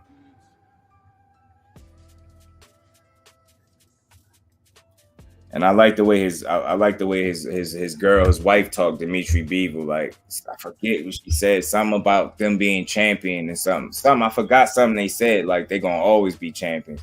I like the way she said it though. Just can't remember exactly how she put it. Canelo had won that 12th round, they would have gave him a beautiful fight. I'm telling you, bro. Especially LV. Say arguably he would have had like you, or he would have probably won 2 of the 3 championship rounds. They'd have gave that boy the whole fight. They'd have gave him the fight, man. They would have gave him the fight. They would have done. Make no mistake about it. They would have tried. They were looking for a reason to try to get that boy to fight. I can say Floyd was running in that Canelo fight. Facts. KJ, he stood right in the pocket. You know what I'm saying? He stood right in the pocket and was beating that boy up.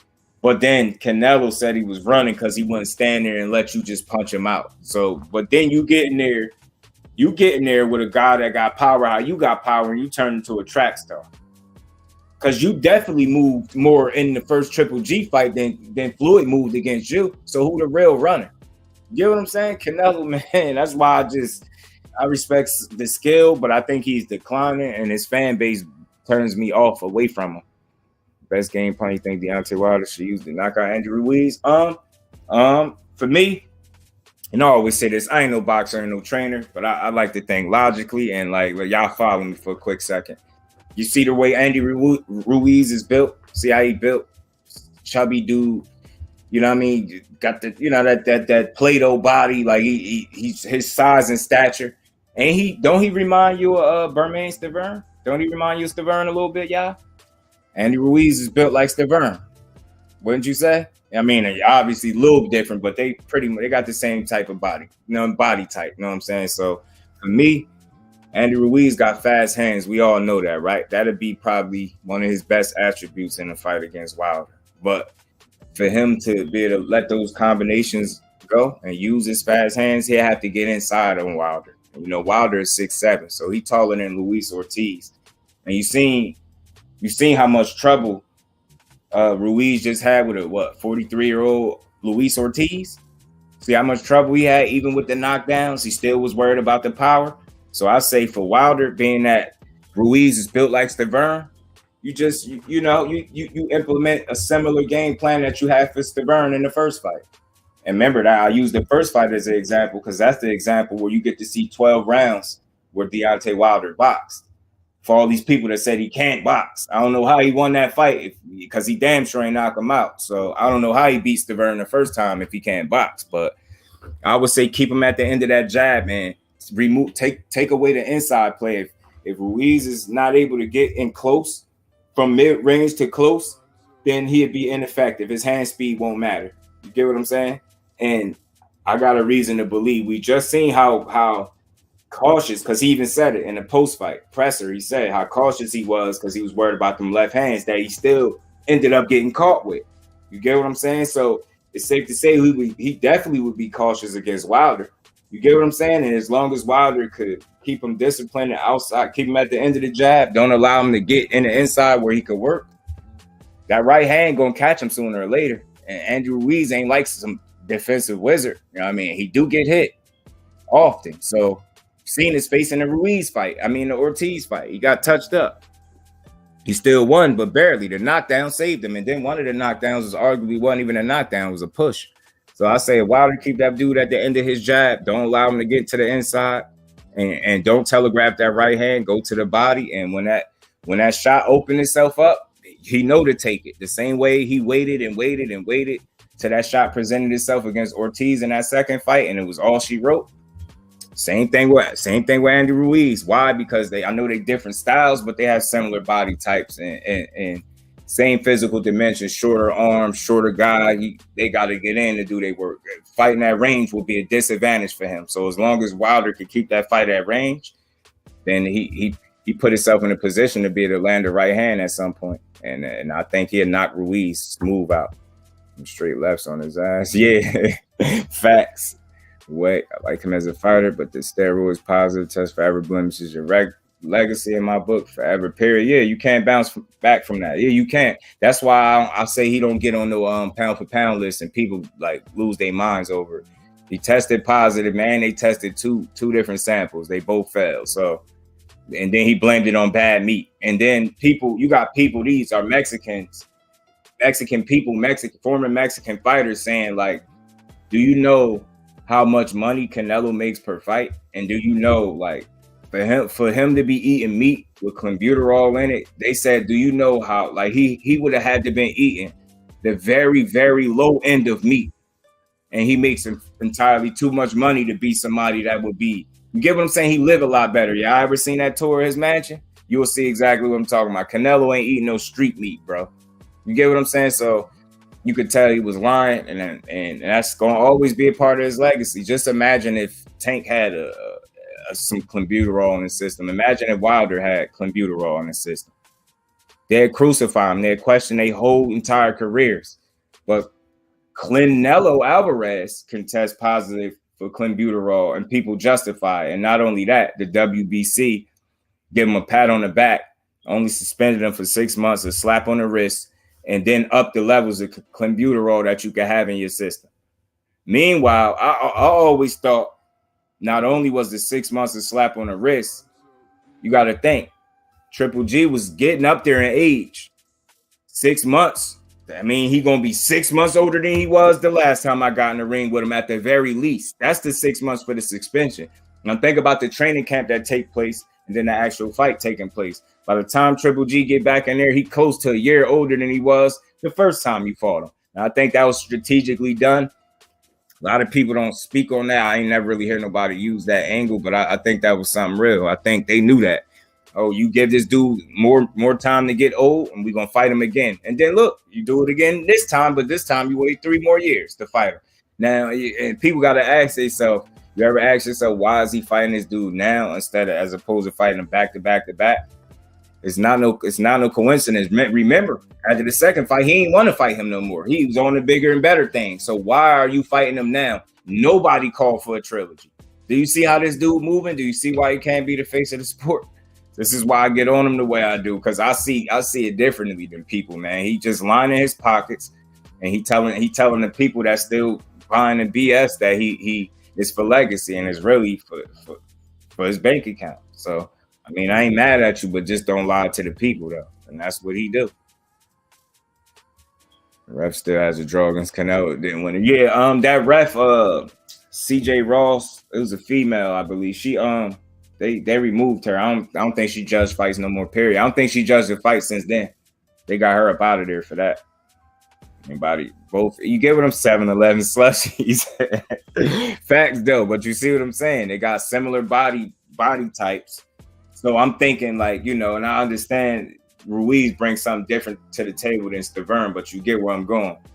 The strategy that worked for him could very well work for Ruiz. It's easier said than done, but it's very possible. It's doable. You know what I mean? I think Wilder right hand would keep Ruiz honest the same way Ortiz's left hand kept him cautious for 12 rounds. You get what I'm saying? And I think it's safe to say that he ain't knocking Wilder out. So that means you got to deal with Wilder not knocking you out for 12 rounds. That means he got what? 36 minutes to get you out of there? Got 36 minutes to land one of them shots that could change the fight. And I don't think Andy Ruiz is fleet of foot at all. You get what I'm saying? He's no type of defensive wizard. Yeah, he could get his head off the line a little bit, but sometimes he do it without purpose. Fighters just come in with that rhythm. They might use their head, bob and weave a little bit, but ultimately when Wilder shoot that right hand, that your head is going to be somewhere for him to land it. And I think him being a smaller fighter would make that fight. He ain't small to the point where Wilder would probably be at a disadvantage. He's small to the point where that would affect him, I think, going into the fight. Just like Usyk. I think Usyk will have success as long as he upright until Wilder really touch him with something. And I think that'll change the fight. I really do. I seen Usyk get troubled by much lesser punchers than Wilder. I've seen it. You know what I'm saying? I've seen him had a rough fight. You know what I mean? At heavyweight. I think that was Chisora he had a rough fight with. So, you know what I mean? I definitely see Wilder stretching him when he catch up to him. But it probably be a minute. But I think he catch up to him. They ain't had no choice but to get rid of cheating ass. Yeah, facts, bro. They had to get rid of it. He obviously was lying. You know it. You know it. So, T, what's good with it, my bro? Appreciate you sliding through. What's good with you?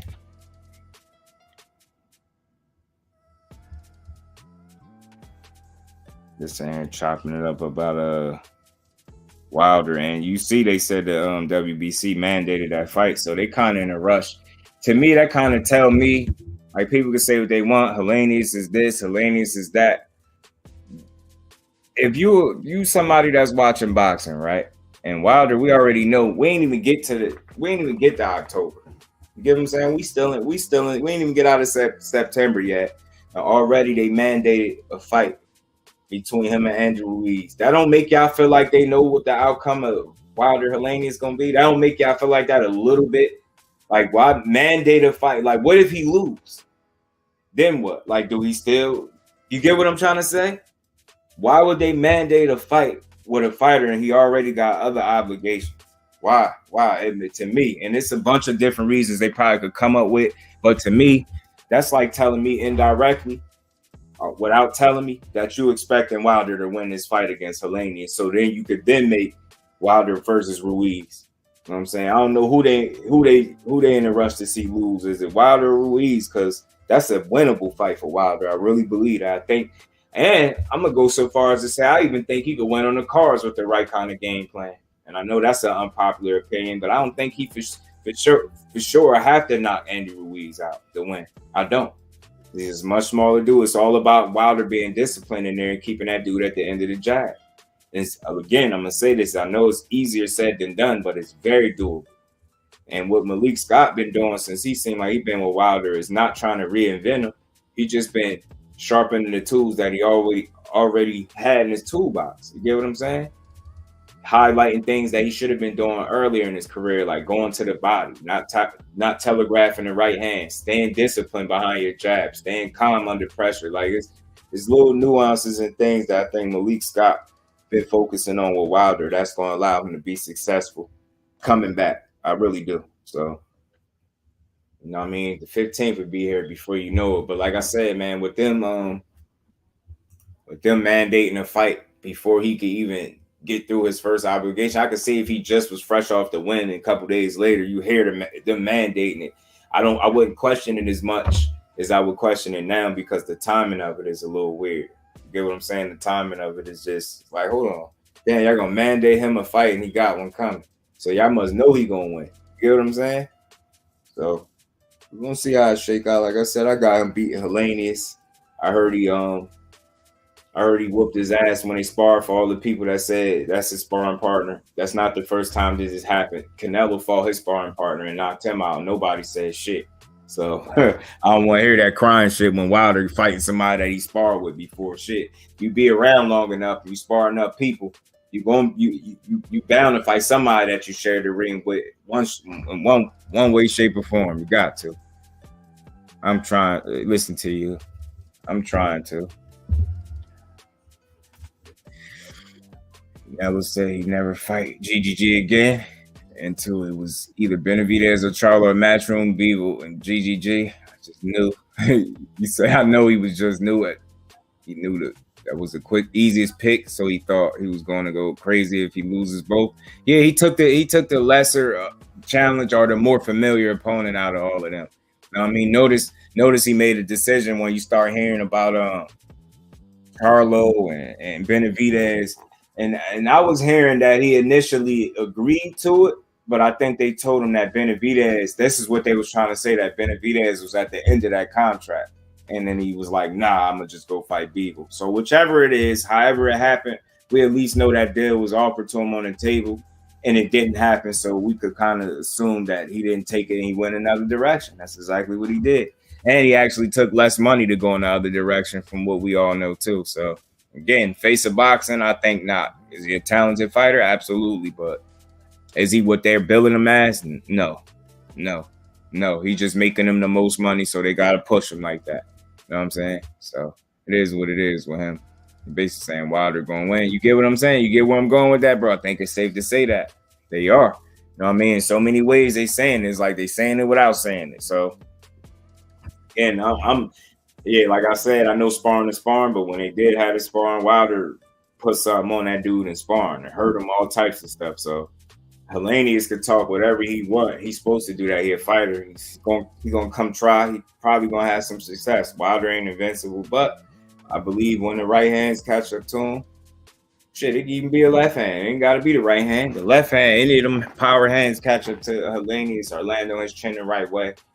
So he gonna be taking a nap. So, you know what I mean? And then we gonna get to see Wilder and Ruiz. Who would have thought we was gonna get Wilder and Ruiz? Shit, and I doubt if we get Tyson Fury, Anthony Joshua, because and this time I wouldn't even blame it on Anthony Joshua. I think Tyson Fury demands and them stipulations that he you know, making is unrealistic, and I think he know that. He been around boxing far too long to know that you don't just get to keep yelling out what you want on social media and they just gonna give it to you. But then again, maybe when you Tyson Fury, maybe stuff work different in his world. Maybe you know, lashing out like that or talking like that gets him what he want. Maybe we gonna see though, but I doubt it, man. I don't see Joshua getting in there with him right now. And then he coming off his third loss, but you know, his first time losing back to back. I don't think he's willing to lose for a fourth time like that. Because I think then you're gonna have some people question like how much longer should he really be in the sport? Because make no mistake about it, if he was to lose to Fury and that's his fourth loss and that'd be his third loss in a row, he gonna lose again. If he gonna continue fighting, he gonna lose again. So that's my thoughts on that. But man, ultimately, before I let y'all get up out of here, I think what Caleb Plant is doing is good for the sport. I think the mentality, at least the things that he's saying, and the reason why I'm even highlighting is because he's been a man of his word for the most part in the sport of boxing. So I think, like, if he's successful, things go his way, I really, really want to see him pursue a fight with Charlo or Benavidez. That's, you know, because, I mean, you know, well, you know how I go. I'll stick around for a second, T. I dropped the link for my. Let me drop the link just in case, Brody, because I know my bro hate the typing, so I'm gonna drop the link for you. We could. I ain't got to go nowhere just yet, but yeah, man, Caleb a real one, man, and he's a man of his word. He move accordingly, and like I said, man, one of the reasons I brought it up is because Caleb Plant is a prime example of how you're supposed to behave after a loss. Get what I'm saying? He ain't go back into the boxing. We ain't come back into the boxing world timid. He came back wanting smoke. And for him to name those two names, and I don't think he clout chasing. I don't think that's something that he do. So for him to want to chase Charlo and Benavidez, like, I don't think enough people even talking about that. And it ain't like this interview super old. It's from a day ago. I had to make sure of that. So he told Brian Custer, look, man, get past Anthony Dirrell. He wants smoke with Charlo. Said these fights should be easy to make. You know, Benavidez had his name in his mouth for the longest now, so why not fight him? I'd be surprised with fans that Wilder's fighting sparring partner. The heavyweights are very top heavy. Yeah, hey, man. The heavyweight division is very small, but you can't tell people that don't follow the sport enough, bro, because they wouldn't even think logically enough to say that. They don't think like that. They hear sparring partner and they just flip out. Oh man, I'm not paying for that. He's fighting his sparring partner. Lomachenko is fighting his sparring partner. I was just about to say that. You get what I'm saying? Lomachenko is about to fight his sparring partner. I guarantee you, the same people crying. Bro, this is boxing, bro. It's nothing wrong. It's first of all, fucking, that's not his sparring partner, bro. He sparred that nigga one time. Mm-hmm. He sparred him for one count. That's not his sparring partner. Your sparring partner is like Don Moore is Floyd's sparring partner. For real. Marco Hall is Floyd's sparring partner. Those are sparring partners. Guys that been with you for years on years on years. Yes, bro. Yes. Helenius sparred Wilder before. It's not his sparring partner, bro. Mm-hmm. It's the difference.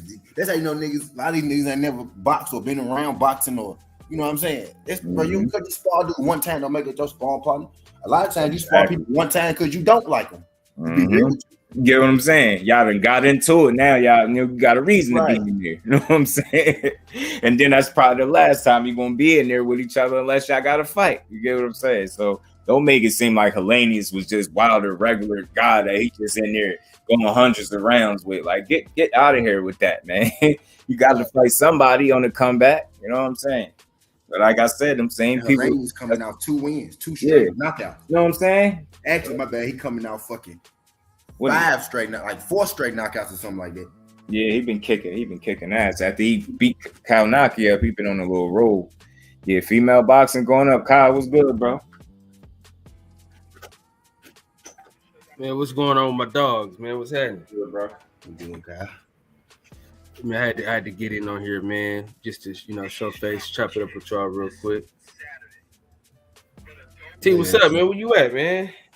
I'm in Miami, Margaret. I'm in Margaretfield, like 20 minutes outside of Miami.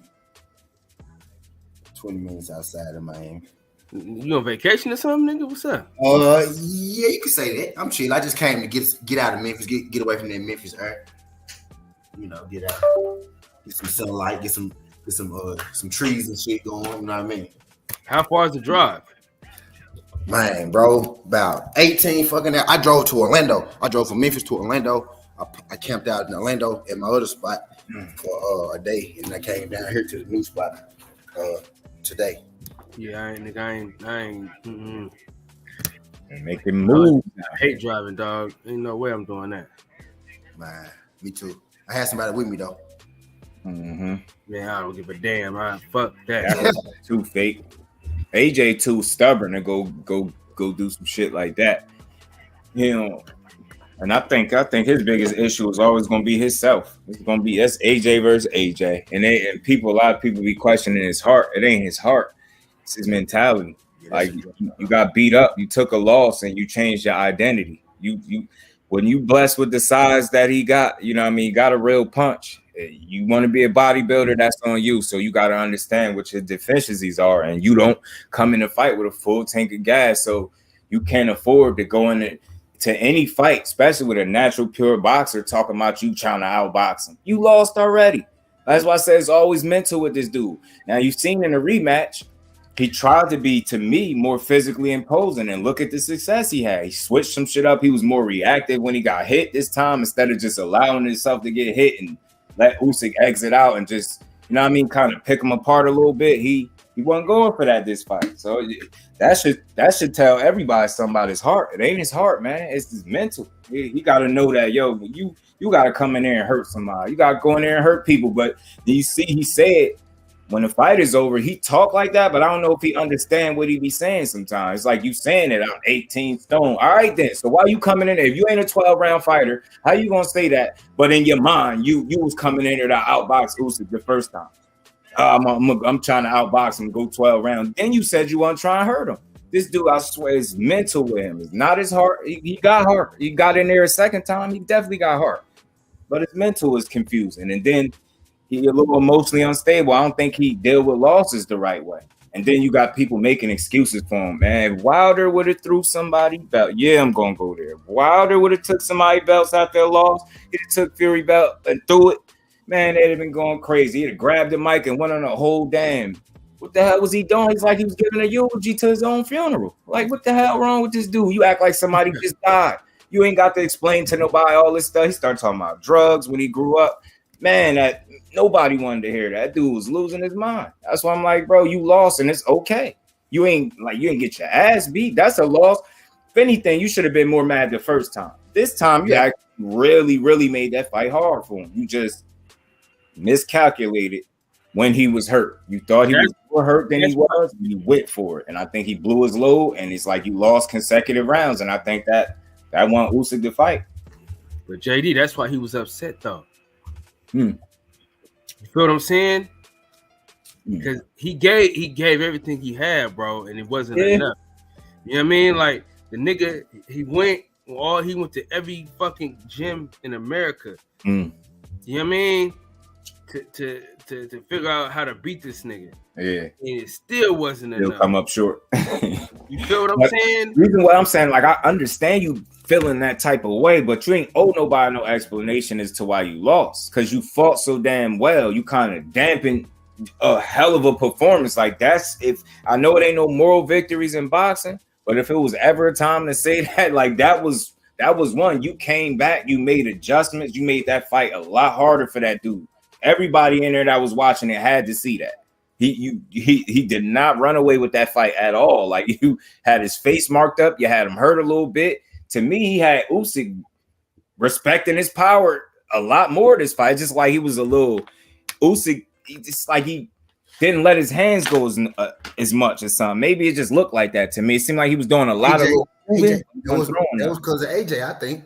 Yeah, AJ was responding when he got hit this time as opposed to the first time. It's like when he got hit, he wanted his back, and he did it without putting himself in a bad position. That first fight, it seemed like he was almost cool with getting tapped up a little bit and then allowing Usyk to reset. And this time, it's like, you hit me, I'm hitting you back.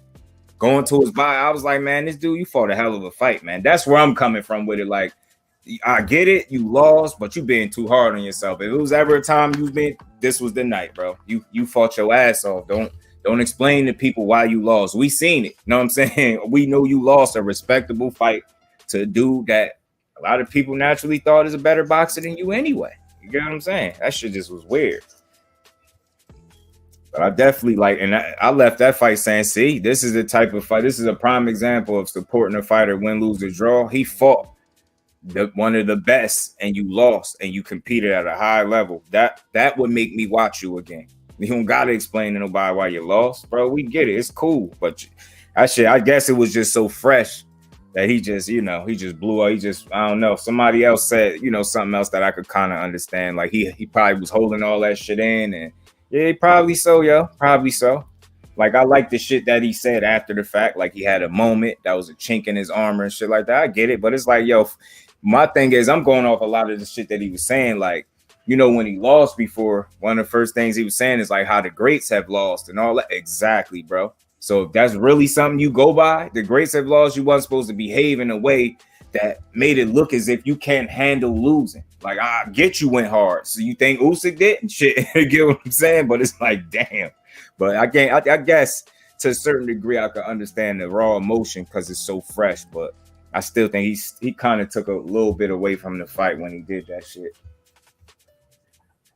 Thanks. All right, thanks. Hey, what Caleb Plant has said about Oh, yeah, let me play because you wasn't in here. I got a little clip real quick. I'm going to play that. I got to ask you because I cannot talk to Caleb Plant without asking this question. After Dirrell, is your plans to fight David Benavidez? Right after Dirrell, my plan is a step to make the biggest fight that I possibly can in the super middleweight division. And if that's with David Benavidez, then that's the fight that I want to make. And if for some reason he's acting silly, acting funny, because they say a lot of things, but then behind closed doors, it's not the same thing that they say. They'll say that they want to fight knowing that me and them both already got a fight lined up. And then mine comes out, and then it makes it seem like they want to make it seem like I'm ducking. So if they want to act funny, then I'm going to step right to CHARLO, and we'll make that fight happen. So I'm not playing with none of these boys. I'm not playing with none of them. I'm going to whoop Dirrell, and then I'm going to step right to David or right to CHARLO, and we can make either one happen. What is you saying? What is you saying? So again, he ain't the face of boxing. He fought and lost to the guy that y'all called that, not y'all, but a lot of people call the face of boxing. And look how he reacted. Look how he responded. He wants smoke with people. He wants smoke with top dogs. That's why I had brought this up too. So it was one or two ways he could have easily took this loss and wanted some soft competition and a couple get back fights. I don't think he coming like that. Get what I'm saying? You got one guy, he took a loss fighting somebody that nobody was checking for you to fight. Then instead of you turning around letting that motivate you, how it seemed like Caleb Plant losing did, you like, you know what? I'm gonna give these motherfuckers another fight they don't want. Guess what? Triple G, 3 years later, take it. I'm like, yo, nah, man. Nah, bro. See the difference in mentalities, but they're not Caleb Plant. You get what I'm saying? They'll knock him though. They'll knock him. Nah, you need an attitude like that in the sport. He want the smoke with the motherfucker. He named two people that we'd love to see him fight. You get what I'm saying? That he arguably could lose to and get knocked out by both. That's being a real fighter, man. He want the real challenges. That's what you're supposed to be doing. There's a lot of people that need to take a page out of his book, especially like I said, man, he been a man of his word, so I don't think he's just talking. I think he mean what he say. Win, lose, or draw. He said it before. He gonna challenge himself against the best. He said something like, if he crash and burn on the way there, then so be it. You gotta respect that. He understands the possibility of losing when you challenging yourself against the best. But if that's what gotta happen for me to be in this sport to be great, then so be it. You gotta respect that. You got to. Right. Man, and this ain't the first time that he tried to fight David too. People will tell you that he dug David But if you really paying attention to the situation, bro, you know that he was trying to fight David before Canelo even got there. And David trainers literally said, like, straight up, word for word, now we need more time for that. And then, like I said, when he get a fight and David get a fight, oh, they want to fight. Oh, now I want to fight you. That's why I was telling motherfuckers, I ain't saying David lose to none of these people, but his team ain't really trying to make these fights. Was good, bro. Now, I think they might take that Caleb Plant fight because he lost, right? And they think David could get him. You know what I mean? But I saw how hard it was for Canelo to catch up to Caleb Plant. And David don't get good. David's feet not better than Canelo's. They might be two in the same. Slow-footed asses. They got fast hands and slow feet. I very well could see Caleb Plant. He made it to 11 with Canelo. I very well could see him making it, to 12 with David and be there. I'm gonna be honest with you though, bro. I don't see him beating David Benavidez, man. I think David Benavidez is gonna overwhelm me. David team making. I don't know. I most definitely could see him, punching on David Benavidez for 12 rounds. That's if he don't gas out, because he's notorious for gassing out. That's why he lost to Canelo Alvarez, because he gassed out. So I think you can't just sweep over that he be gassing out. And David Benavidez. I ain't never really seen him gas. He ain't even look tired when he got hit by Canelo. He didn't look tired. Yeah, he did. Yeah, he did. I seen Wilder gassed out. I ain't never seen Plant gas out. AJ gassed out. I never seen. Man, look just like that. He looked just like that when he looked like Wilder when he got hit by. I don't know. I know it's nitpicking, but I'll say he fatigues down the stretch where he could slow down. I don't want to say he gas, like straight gas, but I see what you're saying because I seen it in the Canelo fight. Yeah, he got natural. Slowed down enough for Canelo to catch him, just enough. Pop was good. Pop. Caleb Chulax, he got tired of that motherfucker. Yeah, and started getting caught with some shots late. He did. But Caleb one of them guys who get up on you 7-8 rounds and then he slow down a little bit. Yeah. He go get up on you though. But nigga, he wasn't up on Canelo that much, bro, for him to slow down. Not by the score, but to me he was. I know not in actuality, but yeah, I think this. If he was anybody other than Canelo, that man would have been up by 4 rounds at that point. Yeah, I think this is a fight where you could say maybe the mental pressure was a real thing too. Just that constant Canelo trying to be in his face and just being there. You know what I mean? Being there, and it's like. He was forcing him to do, he was making it a little rough, like, mentally for Caleb by just staying on top of him. And he finally created an opening for himself, you know what I'm saying? And it worked out for him. But damn, Caleb fought a beautiful fight up until then. Still fought a hell of a fight. Like, it's just certain, like, I don't walk away from that fight. And I ain't saying this is to nobody, but for me, like I always say, we still support the fighters after the loss. I don't walk away from that fight like, man, I ain't watching Caleb Plant no more. I'm like, damn, he almost pulled it off. And I'm saying, like, man, you almost pulled it off, man. You almost. I'm gonna be honest with you. The one thing that I didn't like that he did was tell Canelo, like, I'm a pretty good fighter, huh? I didn't like that, man. I didn't like that at all. I took that a little different from how y'all. I think I did too. Than how people took it. For me, that was the equivalent to me saying, "I'm on your ass right now." You know what I mean? Like that was him saying, like, "Oh yeah. This shit ain't a cakewalk easy. This ain't the easy that you thought it was gonna be, was it?" Yeah. That's how I took it. He just a white guy, so it came out different. You know what I mean? Like, motherfucker, look, I ain't it. I'm a little better than your ass thought coming in. But at the same time, a lot of people don't say what Canelo said back. What did Canelo say back? He answered, yeah. He said, yeah. Like, yeah. Right. But he also said, I respect your skills to Canelo Alvarez. Yeah, he did. So that go out the window, man. Yeah. That's kind of like but Cat, that's kind of just like you hitting a nigga hit you. Oh yeah, you got you one. He just not a black guy. I guess the timing of it for some people, I can understand why y'all seen it that way. I definitely could. I can understand that. But for me, I looked at it like it's like the shit that go on. Like, the consensus is that he gonna get in here and Canelo just gonna be able to have his way. So I guess in Caleb Plant, I know he hearing some of the same shit. So when you get up in there and then you realize, look, I'm still in this motherfucker. I'm a little better than what they've been telling you. It's like, but I get it. The timing of it was a little weird. But I still didn't feel like he was like, some people said they felt like he was looking for his approval. I don't think so. I just think he really was telling him, like, motherfucker, I'm better than you thought I was, ain't I? Now he took his approval. He was making sure that he knew. He was asking for, he was what he was doing was he felt it inside the ring, like I'm in here. Yeah. And Canelo like, yeah, you in here. That's all. Canelo thought he was gonna be able to track him down a lot easier. Yeah. Than what he had to track him down with. Now Plant could have overmoved early. I think he overmoved. So that did cause him to slow down. I don't think he gassed. He did slow down though. You know what I mean? But I think he overmoved too early. And that's what made him have to slow down later. I'm saying, but once your hands go down, dog, that means something. That means something. But he was kind of in that shell the whole fight though. And he actually got a better fucking shell than most people. He do that shit better than most people because Canelo couldn't hit him square. Y'all got to think, Canelo probably hit Plant square through far in between in that fight, bro. Go actually look. Them arm punches do not count as points. Hell no. Caleb Plant was scoring points in that fight, bro. See how I backfired on him against Beaver. Them fucking arm punches ain't dead shit, but leave a nice little bruise on Beaver's arm. That nigga showed his, you know how motherfuckers show the wounds. He lifted his arm up with a little bruise. It was like a big bruise on his shit. That's it. I said, man, fought that man for 12 rounds and bruised him. That's it. I was like, God damn, man. What I think what happened to Plant was he was bracing for one of them fucking arm punches and Canelo hit his ass in the top of the head. He kind of tweaked the placement of his punch because it landed right at his opening, that slight opening. It's like how EJ was placing them uppercuts on Ugas when he was covering up. It's like he still hit the part of the head that was available, and that was enough for Plant. It was like them saying he was catching them punches earlier, but that one got past his hand and he got clipped, man. I'm like, God damn, man. I knew it. Seen him do that little skip. I'm like, shit. Sitting up, man.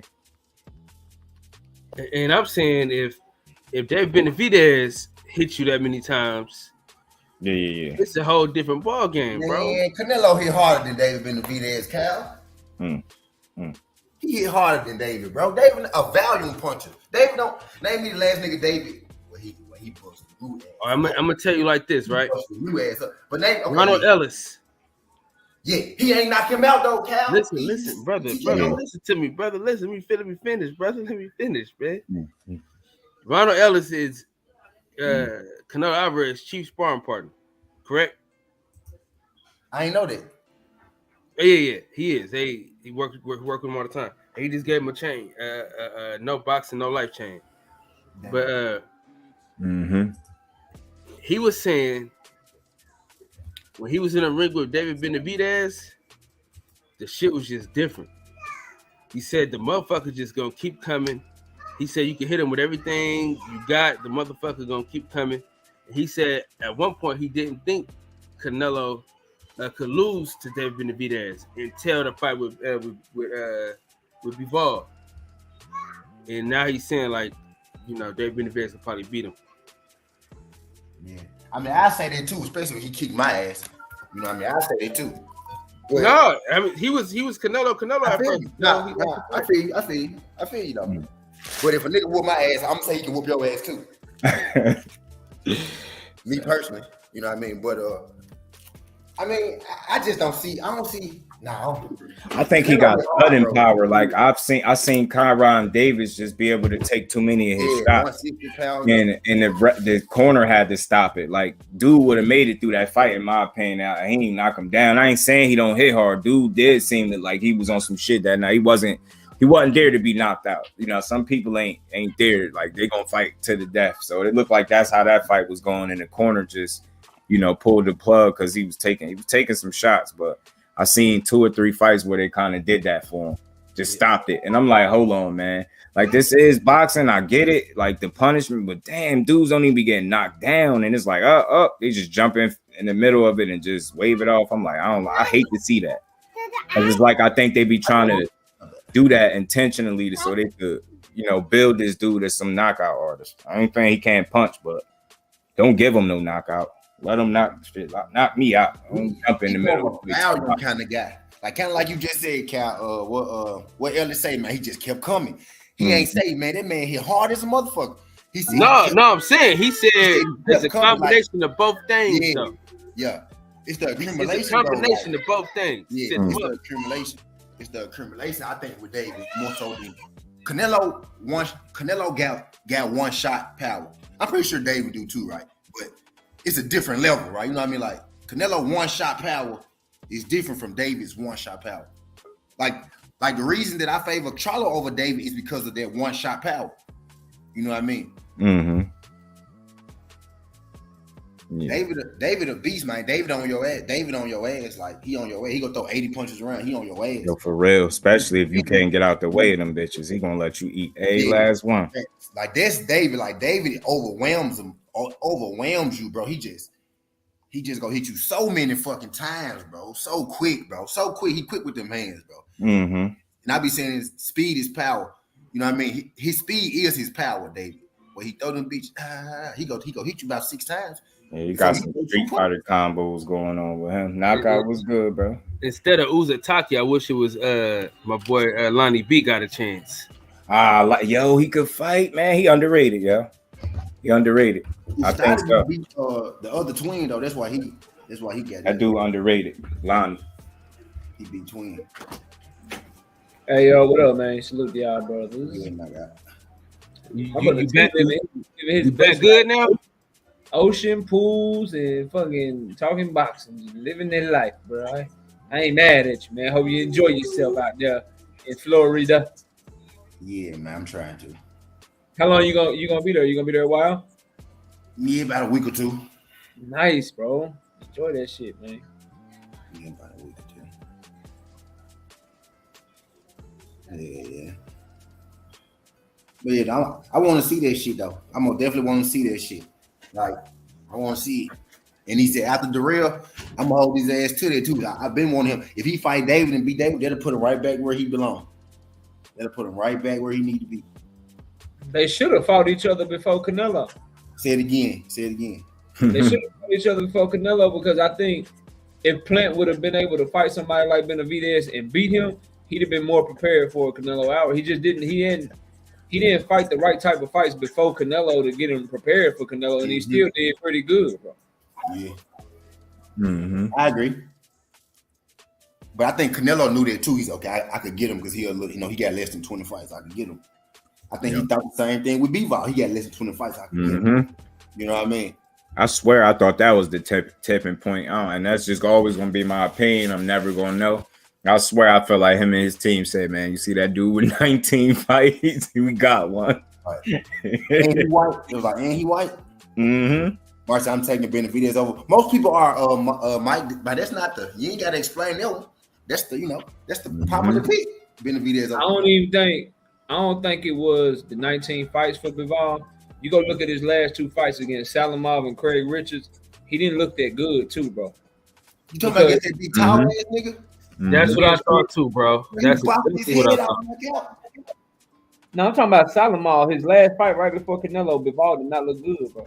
The tall dude? Yeah, I know what you're talking about. The 6'7". I'm talking about the tall. Nah, not no 6'7" dude. I'm talking about the dude Salamov that Bivol fought before right before fighting Canelo, and then the dude that he fought after he had the layoff. He came back right after COVID. He fought Craig Richards, who just lost a decision to Joshua Buatsi. The black dude from the UK. I know what you're talking about. Mm-hmm. Yeah, he didn't look good in those 2 fights. Undefeated that he beat? Was that dude undefeated? Salamov, I can check for you right quick. You talking about that big tall dude, bro? He beat that big tall dude up. He wasn't no 6'7" for sure. That ain't a bad pick, Mike. That nigga 6'5", bro. That nigga tall as a motherfucker. I'm gonna find it for you. That's true, Mike. That was the first fight I really seen Bivol fight other than Joe Smith. I was like, man, this motherfucker ain't that fucking good, cuz. Salamov 6'3" with a 76-inch reach. Okay. But he already lost to some dude. He had already lost to some dude named Damian Hooper. You know what I'm saying? Like he was just like supposed to be food for Bivol, but he gave Bivol an okay fight, and then Bivol had just fought Craig Richards, who he barely beat. Some people felt like Craig Richards did enough to at least get a draw. So he wasn't looking impressive. That's why I picked him, dog. Because he could have picked Beterbiev, but Beterbiev knocking out everything moving. And he got less fight and shit. And he older than Bivol. But he like, all right, you ain't got no power. You looking bad in your last couple fights and shit. I'm finna popping with you. That's why he picked that motherfucker, man.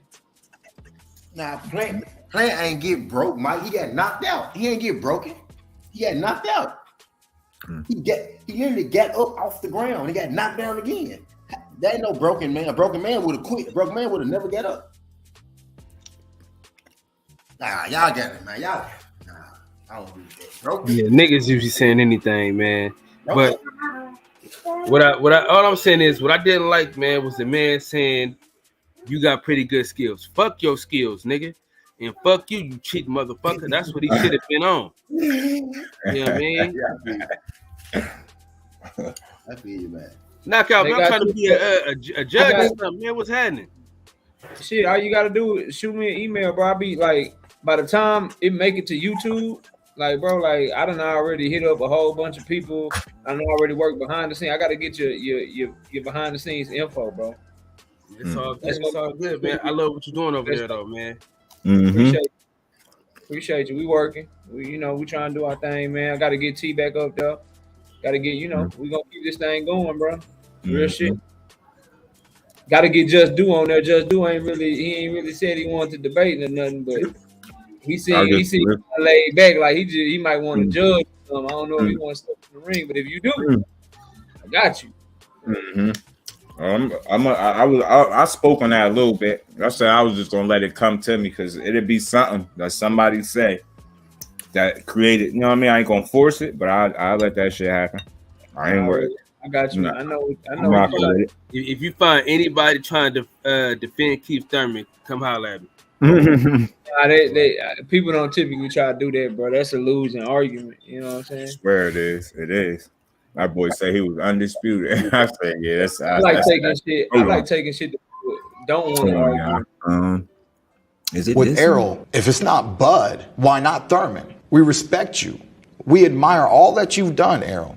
We watched you compete for the USA at the Olympic Games, right? I wear red, white, and blue because it's all my American dream, and I was in pursuit to be an Olympian as well. I've walked the walk that he's walked. At the end of the day, though, your name is the truth.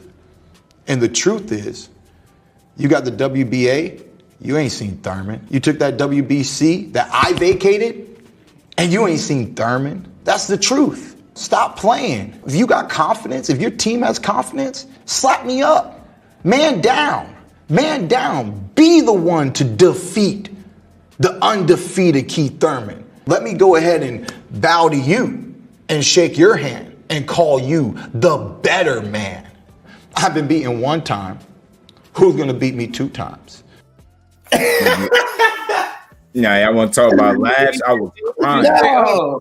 Did that man just call himself undefeated and then he said I've been beat one time? Thank you, bro. I was just about to say that. Did I hear him say that? Yeah. He just lied to the truth at the same time. Gonna beat the second guy to beat me all at the same time. Like, nah, ain't nobody with their right mind gonna debate you. Yo, Keith Thurman crazy, yeah. I'm telling you. Hold on, I got it. For a second, I really think he thought he was still undefeated because he's so used to doing that speech that he be giving. Yeah, that's how you know this shit gonna be real. He took a loss already. Hold on, I got another Top one. 5 welterweight. Conor Ben, quote, Thurman may as well retire. You ain't fighting no one coming through, but yet you want the big names. I mean, listen, I'm probably one of the biggest names in the welterweight division, and you don't want to take that fight, end quote. What's his record? 2-0. You're 22-0. You just got here. Who are you? I still don't know who you are, son. I'm sorry. I don't know. I know who. Well, you know, the son of obviously a boxing legend over in England, right? That's nice. I don't know who you are. I haven't seen your performances. I haven't seen your highlights.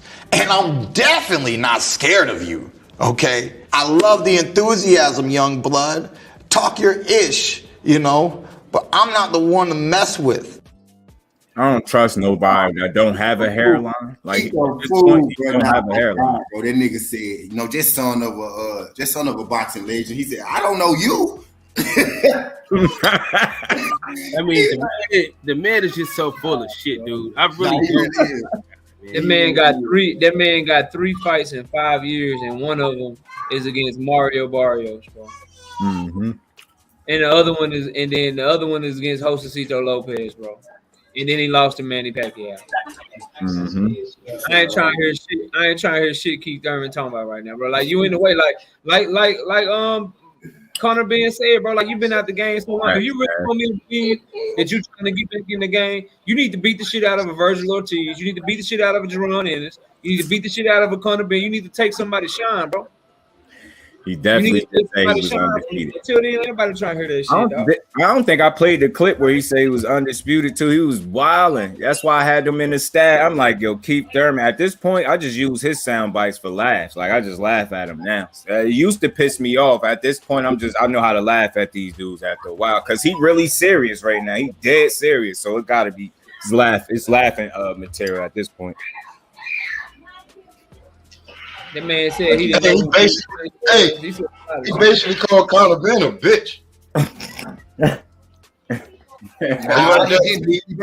He like that. You call your man a bitch. He called him an unknown. Where you get bitch from? He called him a bitch. He was shooting subliminals. He was throwing backhand compliments. Yeah, I tell you what, I be on Conor Ben. I be criticizing Conor Ben a lot sometimes, but shit. Chris Eubank Jr. is better than motherfucking Mario Barrios. Hey, look, I like Conor Ben. At least he going up in weight. He ain't pulling somebody up to him. Shit. I only jumped on to fuck with T. I know. I already know. As soon as I heard that nigga say something about Conor Ben, I said, "Ooh, it's time for me to click the link." He still said, in the end, he basically said, "I'm not fighting Conor Ben." That's all I heard. I'm not fighting Conor Ben. That's all I heard. Why would I fight that young bull? That's what I heard. What is he? 21-0, 22-0. You just got her. How many fights do he need, Keith Thurman? I just want to know. How many fights? Hey, look, watch this. Here go the 24. How many fights Keith Thurman got, y'all? About 32. About 30. Yeah.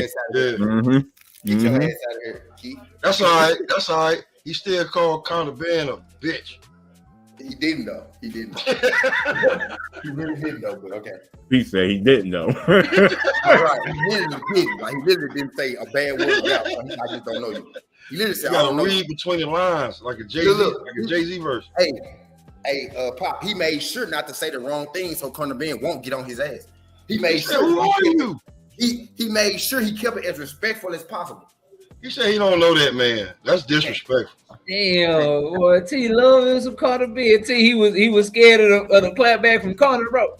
Yeah, that's why I jumped on. Oh my god, bro! I jumped on just to start some shit because I knew T was gonna do it. It ain't even a clap. It ain't even a clap back, right? Conor Ben, because Conor Ben ain't been clapping at him for the longest. He acting like he don't know this man. It's like a nigga got beef with Pop. I don't know him. He's from across the way. I don't know him. I don't know who that is. I don't even know him. Why he want to fight me for? That's what I heard. Oh man, he just cannabis Conor Ben, man. He just LL Conor Ben. I didn't even do nothing. I didn't even do nothing to him. That's what I heard. I didn't even do nothing to him. Why you want to fight me? He just LL Conor Ben. What do you want to? I don't. So you saying Keith Thurman getting bullied by Conor Ben, bro? That's what he doing. That's what's going on. I don't want to fight him. Oh my god. Oh shit. He just LL that man, bro. 99% of your fans don't exist. Once Conor Ben beat Chris Eubank Jr., he a bigger name than Keith Thurman in America. In America, though, he already a big name to keep over there. Damn, bro. Yo. Hey, I think, Chris, in the private chat, he might be in the back. Bro, keep real talk. Keep a legend and all that shit. Lee, beat up Conor. Beat up Conor. Earl Spence probably will fight you, bro. My bad. Earl Spence ain't never fighting that nigga. I'm glad you know. So you might as well fight Conor Ben because Earl Spence ain't never fighting you. He ain't never fighting that nigga. Earl should though. If he should. No, he should. He should, bro. He should fight him. Keith Thurman? No, he should. I mean, at some point we gotta. Man, fuck Keith Thurman, knockout, man. Fellas, hear me out. Just hear me out for a second, fellas. Please, bro. Just listen to me. Just 1 second. So the reason I say that, bro, because at what point as boxing fans do we want this shit to be a sport? Like when we gonna do that shit? Like, so we okay with Earl being like, because of his pride and shit, or because Keith did this in the past or did that in the past, we gonna just be cool with him saying, well, since you did this in the past, I'm not fighting you. What other sport can you do that? What other sport can you choose not to compete against somebody because they did you wrong with some shit, bro? So if he ain't fighting Terrence Crawford and Keith Thurman moves up to 154 and has a good win, and Earl moves up to 154, why shouldn't they fight, bro? And I think Earl will fight him. That's different knockout to me. I think Earl will fight him if it's for a new strap. But I'm cool with that. Just not at fighting him at 47 at all. He's not fighting him at 147 at all. Yeah, so if he can't, if for whatever reason the Crawford fight don't happen, and the Keith Thurman fight is on the table, or Earl got to wait till next year, y'all saying he shouldn't fight Keith Thurman? Wait till next year. Fuck Keith Thurman.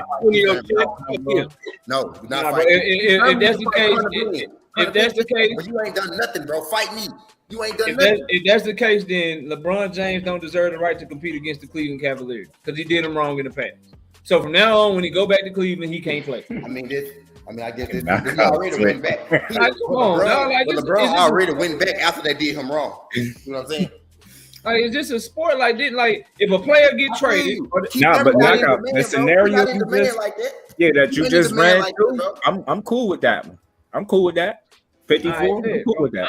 I'm just saying, bro. Like, I don't want to hear like from fighters and shit. They pick and choose too much as it is. Point one. Yeah. Point two is, bro. Like, at the end of the day, I want this shit to be a sport, dog. I don't like that they get to pick and choose anyway, bro. Real shit. They really need to just be fighting the best possible competition with no choice given to their ass. But you don't get to have a choice, and you get to be like, knockout, because that means Keith Thurman would have fought Earl a long time ago. Yes, bro. But what I'm saying is, just because the same thing with Dev and Loma and all that shit, just because somebody might have found you for a business purpose, or they might have blatantly ducked you like Keith did, whatever the case may be. If that fight come back around, I don't want to hear nobody like, well, shit, since you did this in the past, I don't want to fight you no more. And y'all know I'm Team Earl all day, bro. But bro, fight that man and put that man on your resume. Put his scalp on your resume, because at the end of the day, everybody that you beat, your best wins, he beat their ass too, bro. He beat them too. Some of your best wins, bro. The only one that you beat that he didn't fight was Kell Brook. But one of your best wins, people say Danny Garcia. Keith already handled that work for you. One of them other best wins that you got, Sean Porter. Keith handled that work for you too. Bro, you need to fight Keith, bro. You need to go ahead and X that name out, bro. Put that scalp on your wall, dog.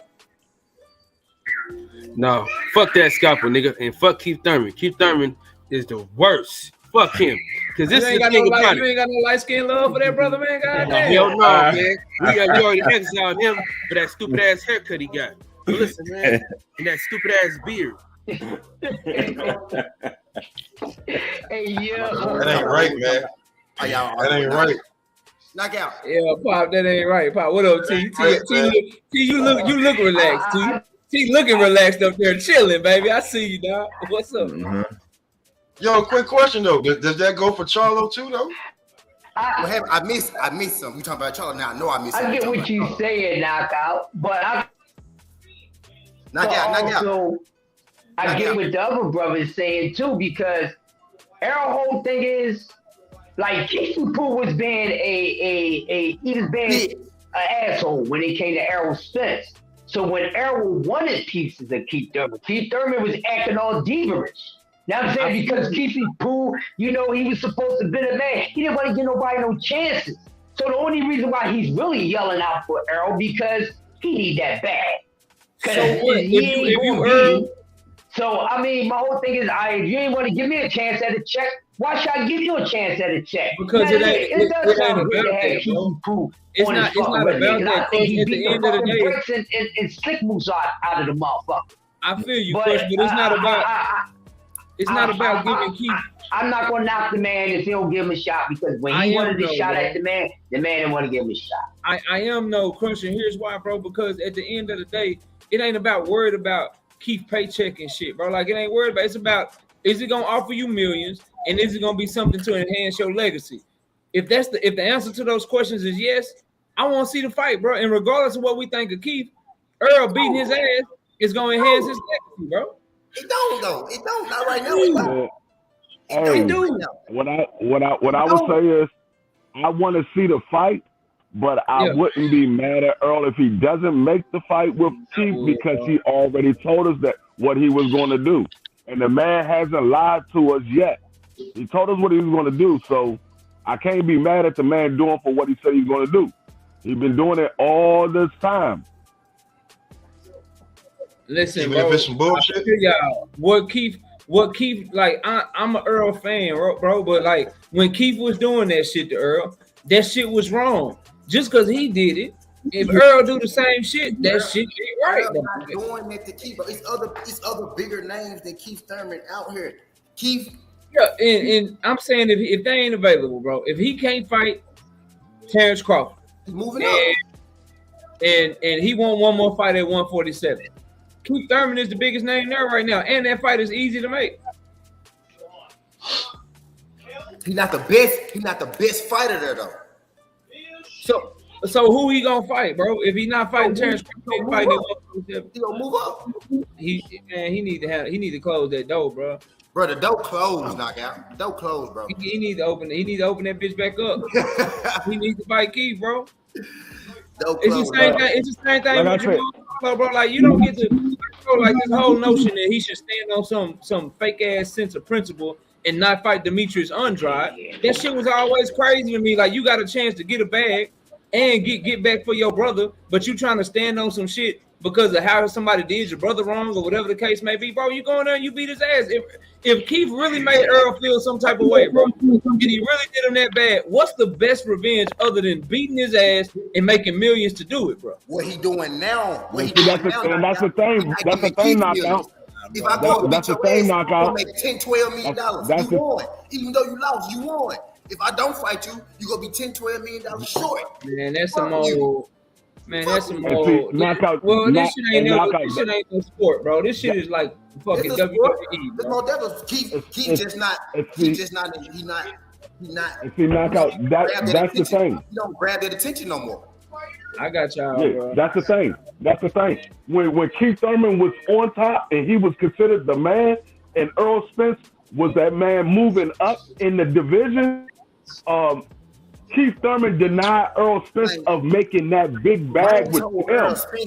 Hold on, young fella. You ain't did enough yet. You got to earn a shot with Keith Thurman. He denied him making that big bag with him. So he's like, well, if he didn't want to make millions with me when we was the two best in the division at the time, why am I going to sit here and make millions with you when you on the decline and I'm the man in the division? Facts. Why should fighters? All facts what I said that Keith Thurman did to Earl Spence. Why should a fighter have that choice to just pick and choose like that? Earl was literally. He gave us the opportunity of making that fight. Keith Thurman chose not to take that fight. And Earl was a champion too. Earl had a strap. He didn't get no strap. Ashley, I'll debate anything. Okay, I'll debate it all. Keith ain't even got no strap right now. I just want him to put his scalp on his wall, Ashley's corner. I don't get it, bro. Like the competitor in me is like, bro, go beat his ass, bro. Let's say it's a big channel. Let's say it's a big channel out there that I don't rock with, bro. It's a big channel out there that I don't rock with. I'm not gonna call his name or nothing, right? You know what I'm saying? Let's say I want to debate him or whatever. And I chase him down for fucking 2-3 years and he never debate me. But then I get bigger than him and he hit me back up wanting to debate me. I'm not gonna be like, nah, bro, like shit, you ain't give me a shot when I was a smaller channel. Nah, bro, I want that smoke. Nah, you finally gonna get it. You gonna find out why you never wanted to debate me when I was smaller than you. I give you the shot you think you want. You know what I'm saying? Like this. No, but the thing is, the thing is, knockout. At this point in time, everybody pretty know what the outcome is going to be. At that time, we didn't know what the outcome was going to be. We pretty much know what the outcome is going to be, man. You don't know till that fight happened. Like Keith, like we can say that about Keith, but we don't know. Keith can box, bro. No, we don't know. And I'm smaller than them, and I get bigger than them, and now they want to answer me back. Bro, what's good, bro? I'm not fucking with them, knockout. I'm not doing it. Shit, I'll do it just to cook that. I'm not doing it, knockout. Because now you see that you could gain something out of me, but when it was up to you, you want fuck you. Fuck you. I'm smoking your ass. I don't give a fuck. I'm smoking your ass. I'm gonna keep improving because that's what you don't like. That's why you came back anyway.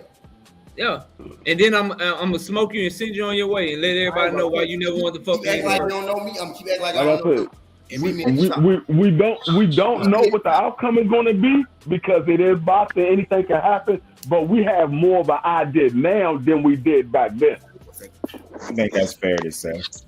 Nah, I agree with that, bro. I just like at some point, bro, if we gonna ever really like, if the sport gonna ever move forward, bro, shit like this gotta go away, bro. Bro, and I ain't just saying this girl that's doing, bro. It's just the picking and choosing in general from all these guys. That shit gotta go away, bro. If that shit don't go away, we gonna always be lacking certain things every year that we wanted to see, bro.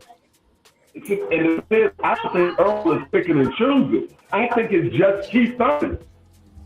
Just Keith Thurman is who he don't want to fight. Yeah, didn't he say he'd rather vacate his belts than fight Keith Thurman?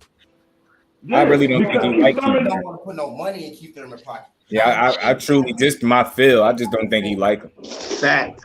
I ain't saying down me don't fight him, but not at 47, 54. If that fight present itself, beat his ass. That's the Elizabeth. Make no mistake about it, bro. Keith got to put himself in position. Like Keith should fight Boots and knock him off the board if he can. He should move up to 154 and go ahead and get one of them vacants to make Earl have to fight. I'm not saying he should have to fight Keith right now. Just the idea that he'll never fight Keith Thurman no matter what he's saying, I can't rock with that shit, bro. That's what I'm saying, man. I can't get it. I can't agree with it. I'll never fight him ever again. Well, what if Keith Thurman, what if JERMALL CHARLO vacates? You and Keith Thurman move up to 154 at the same time. You go to WBC route. He go to IBF route. Now y'all both champions. You'll still never fight him again? That's different. That's the shit that I don't like. That's different, Naga. That's different. It's different. Right, Ash. I know. You know what? That's how I was just about to say that. Keith Thurman needs to put himself in position right now. He needs to go ahead and go to 54 and grab one of those belts. Earl had a strap. Keith ain't even got nothing to offer him. Right. He need to go to 54 and grab one of those belts and put himself in position to make Earl take it from him. Because we all know that Earl want to be undisputed. We know that's what he wants. So he got to go see Keith Thurman at 54 if Keith Thurman go gets one of those belts. Because right now, you don't have nothing to offer Earl. Yeah. All you is a possibility of being a mandatory. You're not even a mandatory right now. I don't want the Earl Spence fight. I'm passing them. He want the Earl Spence check, not fight. It's a difference. He pretty much want the same thing Bud wants. He want that bag. That's all he wants. He want that check. He want that bag.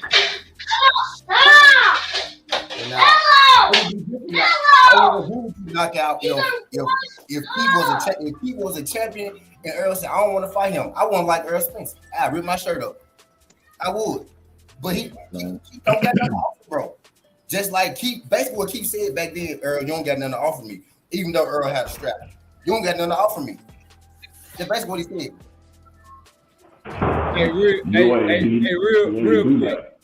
Real quick, y'all. This ain't got nothing to do with the conversation that we having. I go back and I watch all my live streams, right? In Zoomverse, I know that comment that you just dropped. I know that was directed at me because you was in my live stream one time. I didn't see that you had a channel and see that you was pushing your channel. And so you assume that I was just trying to pick and choose and not supporting your channel. But anybody that make content, I always shout them out. I just didn't see your comment. I went back and I saw it, but you never came back. So if you come back, the fact that you got that TWT on your name, if I see you this time, I will shout out your channel, bro. It wasn't on purpose. You feel me? I shout out every single person that come through my shit with a channel. I always shout them out and I always show them love. So that shit wasn't on purpose, bro. But you got to understand, with hundreds of people in my chat and doing a debate and hosting the debate at the same time, and if I'm not hosting the debate, my panel is full of people on there. I just didn't see your comment that time, but I went back and I watched it, and I was planning on talking to you about it next time I see you in my chat, but I ain't seen it, bro. But I knew that you was talking about me just now, bro. But make no mistake about it, bro. If you come over there and you rocking with T, you rocking with JusDu, you rocking with G5, if you come over there, I will shout out your channel, bro. But just know, before you assume that some shit is on purpose, fam, Just know that I just didn't see your comment when I was live. You're not just making an example, bro. I know exactly what you're talking about, bro. I seen the shit, fam. But just come through and I'll start. I won't just make an example either when I said what I said about the channel and reaching out to people. I really did that. I really reached out to a lot of people. And be real, nigga, Ricky Williams reached out to me before I even knew who Ricky was, and I pushed him out because I was so focused on some other shit. You know what I mean? So it happens sometimes. I get it. Ricky Williams been trying to get me on. Me and Ricky supposed to had a show a long time ago. I just was bullshit. I was procrastinating on it. But Ricky been trying to get at the kid before I even was anything. That's why I fuck with Ricky. That's why I call him up. Because Ricky one of the first people who saw the talent before I even was, Ricky saw it. Ricky saw that shit. Nah, I feel what you're saying, Zoomverse. I just want you to know, bro, like man to man, that shit wasn't on purpose. I just ain't seen your comment. But if I see your shit, bro, you gonna get shouted out. I'm gonna tell people to sub to your channel. That's just how I always give it up to everybody that's rocking over there, bro. It is what it is, bro. So when I seen you, I wanted to let you know that. So because you saying you a baby in the game, that's cool. I don't care if you got 1,000 subs. It's fucking people that got way more subs than me. They come in my shit. I still to subscribe to them because that's just me, bro. Like I ain't on no whole ass shit. You know what I'm saying? Like just Yeah.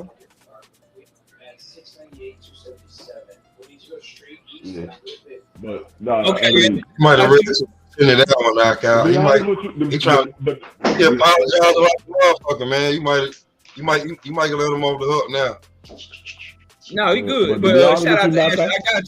I got you. Ash. To be honest with you, knockout. I want to see that fight because I want Earl Spence to put motherfucking Keith Thurman into the retirement home. I don't want to see his ass no more. Bro, that's what I'm saying, fam. Like, I don't want to see his ass no more. As an Earl fan, to watch him not get that opportunity and keep running from him like that all them years, bro. That's why I want the fight, bro. Go ahead and dust his ass off. Show people why he was running from you, dog. See, I feel you. I'm the same way. I can't be mad at that man. I can't be mad at that man if that man said, "Oh, you didn't want to break bread with me. Get the fuck you over. You didn't want to break bread." Yeah, but I can't be mad at that man because he's looking at it as. As soon as I get a chance, he's looking at it. Yeah, he's looking at you didn't want to break bread with me. Why should I break bread with you? I'm the big man now. Why should I break bread with you? I'm gonna act like I'm gonna break bread with you and then don't do it. T like shit. I got your ass. I remember everything. I got you. I tell my women, men don't forget two things: who make them happy and who made them sad. I never forget. Zoom, we good. Zoom, I just wanted you to know, Zoom, we good, bro. We straight. We all good, bro. Yeah, that's why I can't be mad. If this was anybody else, I would be sitting. I'd be pissed. I'd be like, nah, you got to make that fight. But because Earl Spence is one of the few fighters in boxing today that's been a man of his word and done everything he said he was going to do, I can't fault the man. He's done everything he said he was going to do. I can't fault him. I know, but it's the shit that he's saying he's not going to do that I got a problem with, bro. That's all. You right, though, man. Hopefully we ain't got to talk about it because we get this Terrence Crawford fight, bro. It's the same thing as you said, too. It wasn't about, it wasn't about money for her. It was about the belts and being the best in the division. Keith Thurman was still, the reason Earl, I'm going to say like this, knockout. The same reason Earl won't fight him now is the same reason Keith Thurman won't fight Earl back then. Keith Thurman didn't want to lose his bag back then, so he didn't fight Earl. He ran the pack. Right now, Keith Thurman need a new bag, so now he's trying to run into Earl, and Earl know that. Right, and just like what Ashley said, back then it wasn't about money for EJ; it was about the belts. But now it's about the money. You trying to fight me before the biggest bag? It's not about you want to get my belts. You want the biggest bag.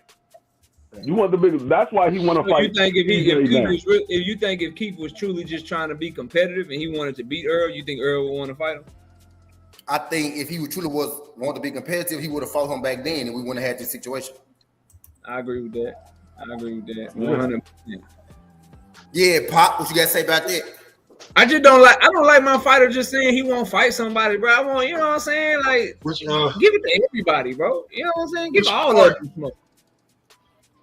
Which part of the last 15 minutes do you want me to damn? I ain't gonna play with you, bro. Because as soon as Knockout said something about Earl Spence, T-Free mixtape went viral. Let's just be real. Like Knockout was trying. Like everybody gonna say it, but we just watched Knockout battle both of y'all for the last 15 minutes. All the time. Oh, that happens all the time, bro. Yeah. Yeah. And all you said was, nah, man, I think Earl should fight Keith. And them niggas was like, here's why you don't. And go. And them niggas went with this 15 minutes. Could have made it short. Just be like, just like Keith said, Keith basically said Conor Ben ain't a big enough name for him to fight him. Keith ain't a big enough name right now for Earl to fight him. That's cool. Like, but here's one thing too, though. Like, yeah, that's I get that. Boy, come on, man. All right, you got it. Here's one thing too. Go back and lay down. Here's one thing too. Like we not. I see it. You got a bowl on your head. Get this out for me. Go ahead. All right. This little nigga crazy. Anyway, we gotta. Let's not forget. Like, yeah, Keith didn't give Earl that fight. He didn't, right? What fight was Keith trying to get? What 2 fights was Keith trying to get? Who names was he calling up? Manny. Manny and Floyd, right? When he had the belt. When he was on top of the division, he was that new young gun. What fight was he trying to get? He was trying to get Manny and Floyd. Manny and Floyd. He was trying to get Manny and Floyd. Mm-hmm. There's no way I'm gonna be able to get Manny and Floyd if this young nigga right here can beat the shit out of me and take my belt. Right there, Pop. I'm gonna tell you like this. He would have got Floyd because Floyd told him, "You want to fight me? Go fight Earl Spence." And Keith Thurman said no. That was a setup. He ain't stupid. No, it wasn't, because he did the same thing to Canelo. He told Canelo go fight Austin Trout. Canelo fought Austin Trout, and he got to fight with Floyd next. He did the same exact thing. That fight was inevitable, bro. It was inevitable because Canelo he called Floyd bluff. That's why it was inevitable. That fight was going to happen. You know what I'm saying? Like, that's a little bit close in age. Floyd was at the end. It wasn't going to happen unless he did exactly what Floyd said. It wasn't going to happen unless he did exactly what Floyd said. Canelo wasn't nobody at that time. He was nobody. Yep. I ain't say he wasn't a nobody. Man was nobody, bro. I'm gonna say he wasn't a nobody. Who Canelo beat for his first? Who Canelo beat for his first championship? The boy asked a nobody. That's what I'm getting at. Didn't nobody know him? Didn't nobody know him, bro? I knew who the fuck he was. Well, I knew who he was, but we ain't nobody, nigga. We 2 people in the boxing world. Didn't nobody know Canelo before that? I knew who he was. We all know. Y'all know him. Y'all know him. Y'all know him because of his brother. His first championship, he beat. I'm looking at it right now. He beat Matthew Hatton for his first championship. Exactly. Ricky What the fuck is that? Mm-hmm. Nobody up here would have been able to tell you that without Googling, because I know it and I forget. I'm glad he went to Google. Well, nobody. Like I said, Canelo wasn't nobody before Floyd. He wasn't nobody. Boy wasn't nobody, bro. And this how you know he was nobody, because when Floyd beat him, they said the nigga was green with 41 fights. Mm-hmm. Mm-hmm. I'm taking that as a fucking excuse. It was. What? Now Canelo did his thing. That's an excuse. Canelo went and beat got your ass whooped. No, yeah, you're right, Pop. It is an excuse. Like, he just got his ass whooped. It's an excuse. But the point that I'm making is the point that I'm making is Keith Thurman was against Canelo at that point. So if the inevitable was going to be fighting Canelo, the more fight would be fighting Keith Thurman. He was a bigger name at that point. Still one time. I don't know about that one. Yep. And Earl had a strap. And Earl had a strap at that time. Keith ain't got no strap. You right about that. Just to throw that out there. caveat. But here's the thing about Keith that I knew that when I started watching Keith, I was like, Keith know he can beat Danny. Keith know he can beat Sean. Keith don't know he can beat Earl. So he ain't about to give Earl that damn fight until he try to get that biggest payday and try to knock off either Floyd or Manny. That's what it looked like to me when I was watching Keith play. Facts. It's always about the money with Keith, and that's why he didn't fight Earl, and Earl knew that. That's why Earl ain't fighting him now, because he know what Keith don't give a fuck about them belts. Keith most prized possession is his dollars. How do you hurt a man? His most prized possession. I'm not breaking bread with you.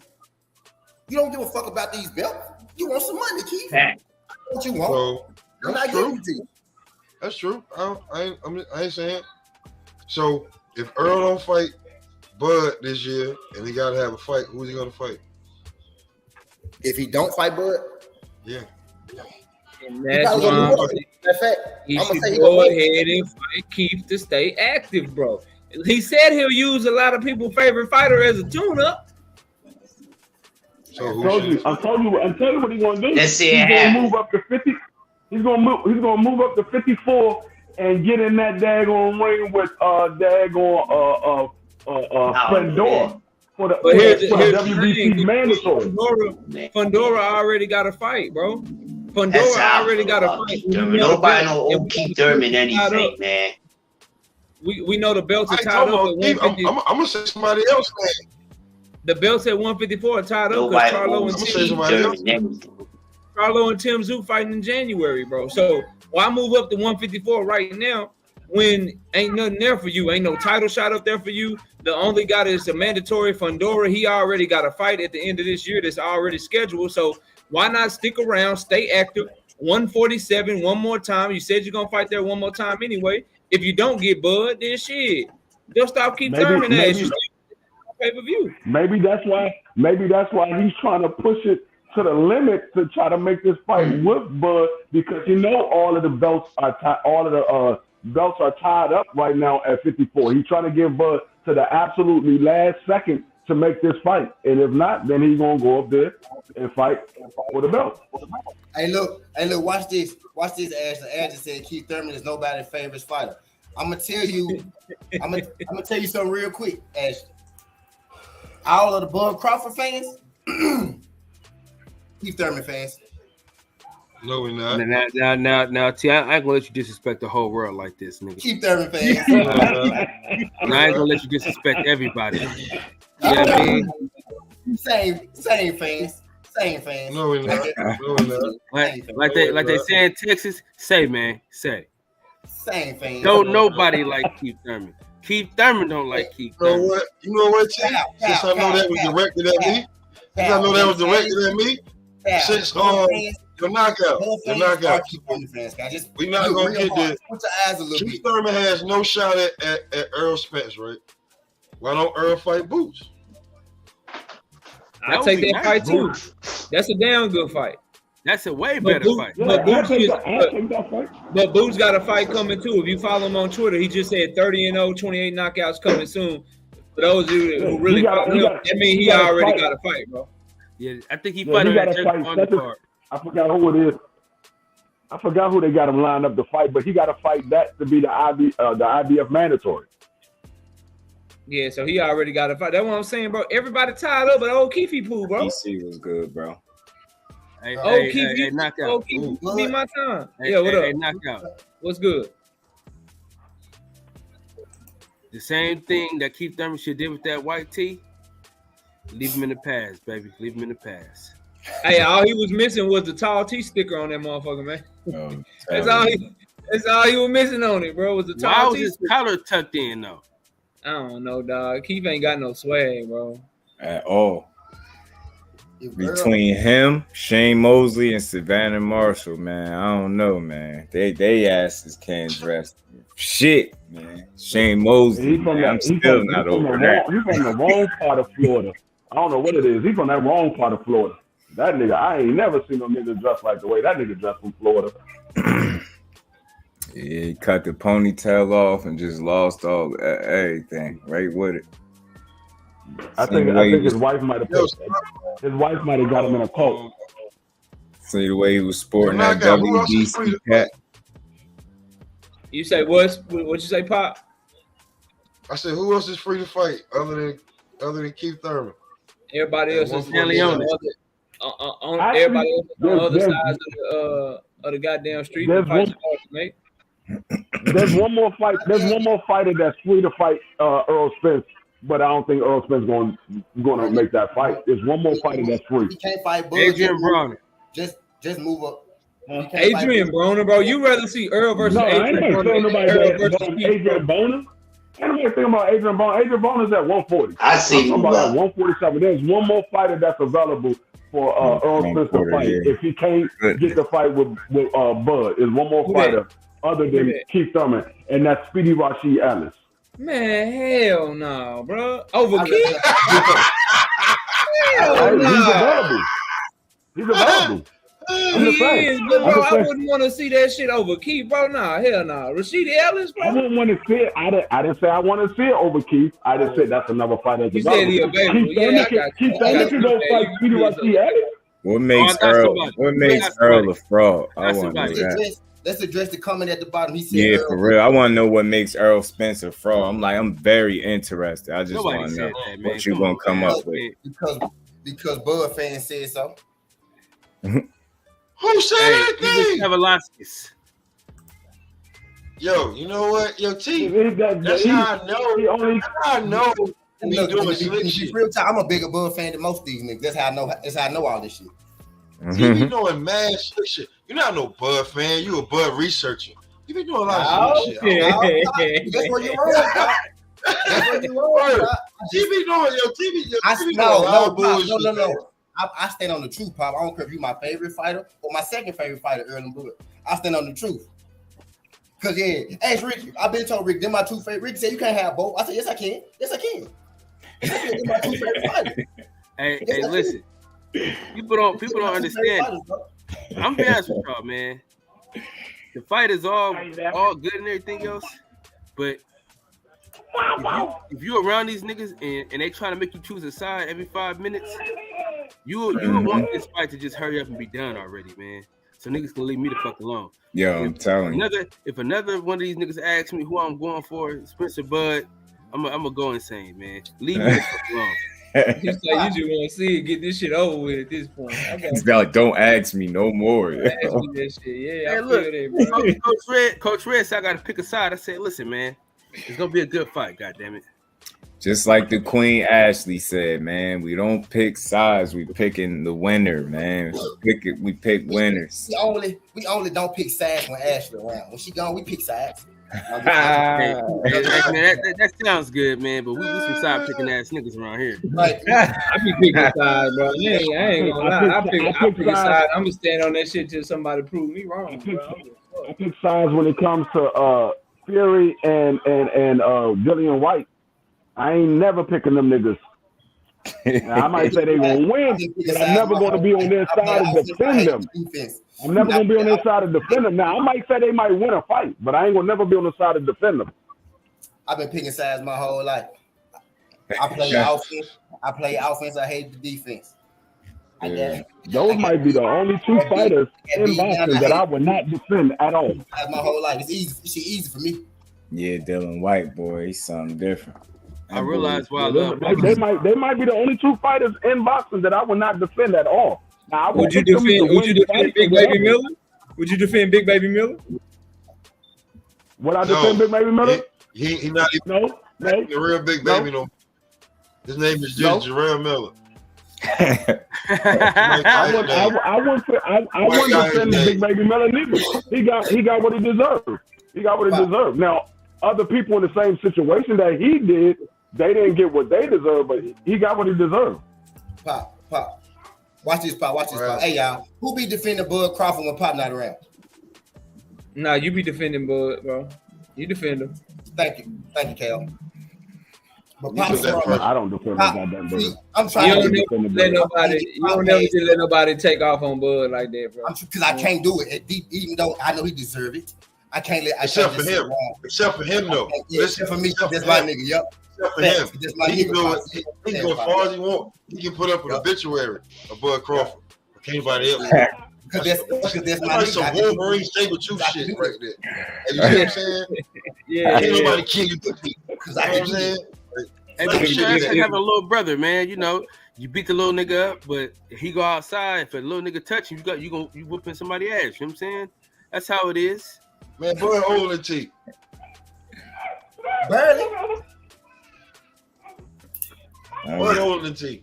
That was a celebration of the great career of Bud Crawford, the stellar Hall of Fame career.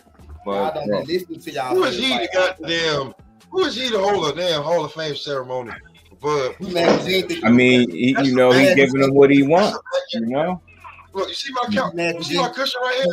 See my cushion right here? That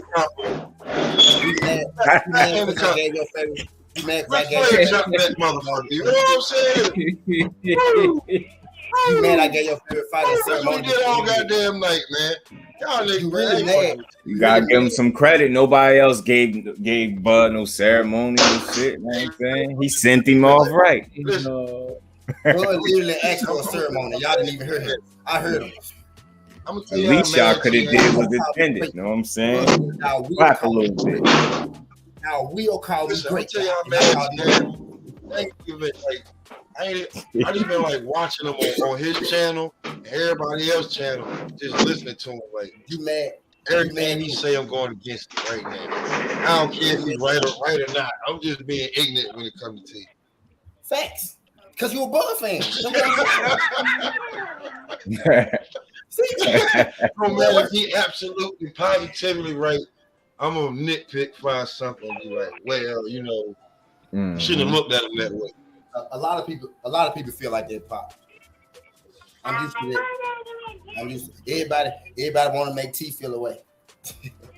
You and D-Free, T-Free 5. The mixtape come out November 19th. What? The same day as the fight. But then you might not want to tune in next Wednesday because I'm debating somebody on Errol Spence and Terrence Crawford, and you're gonna think I hate Terrence Crawford, bro. Dude, I hate Terrence Crawford outside the ring. Yo, listen, yo, D-Free, I ain't even fucking with you, man. Listen, yo, knockout. When you're doing a debate, you gotta use what you gotta use to win a debate. I'm talking about Southern T, D-Free. That's 2/3. T-Free 5. And the mixtape come out November 19th. Oh, you got the 5 on the end, so G5 is the other one. What G5 do, bro? G5 the third member. Like I said, I hate Bud Crawford outside the ring. In the ring, he's fine. I hate him outside the ring. The nigga ain't moving right. Mm-hmm. You mean you hated the boxing business outside because he does a lot of good shit. The reason I can talk how I talk about Bud, because Bud is a lot like myself, man. That man real petty, bro. He real conniving. He think he's smarter than everybody. He trying to play us, bro. I know what, bro. He trying to play everybody, bro. Man, T, I never known you to be. I never known you to be. All you gotta do is look at his. You gotta do is look at his Twitter feed and realize that he shouldn't be thinking he's smarter than everybody, bro.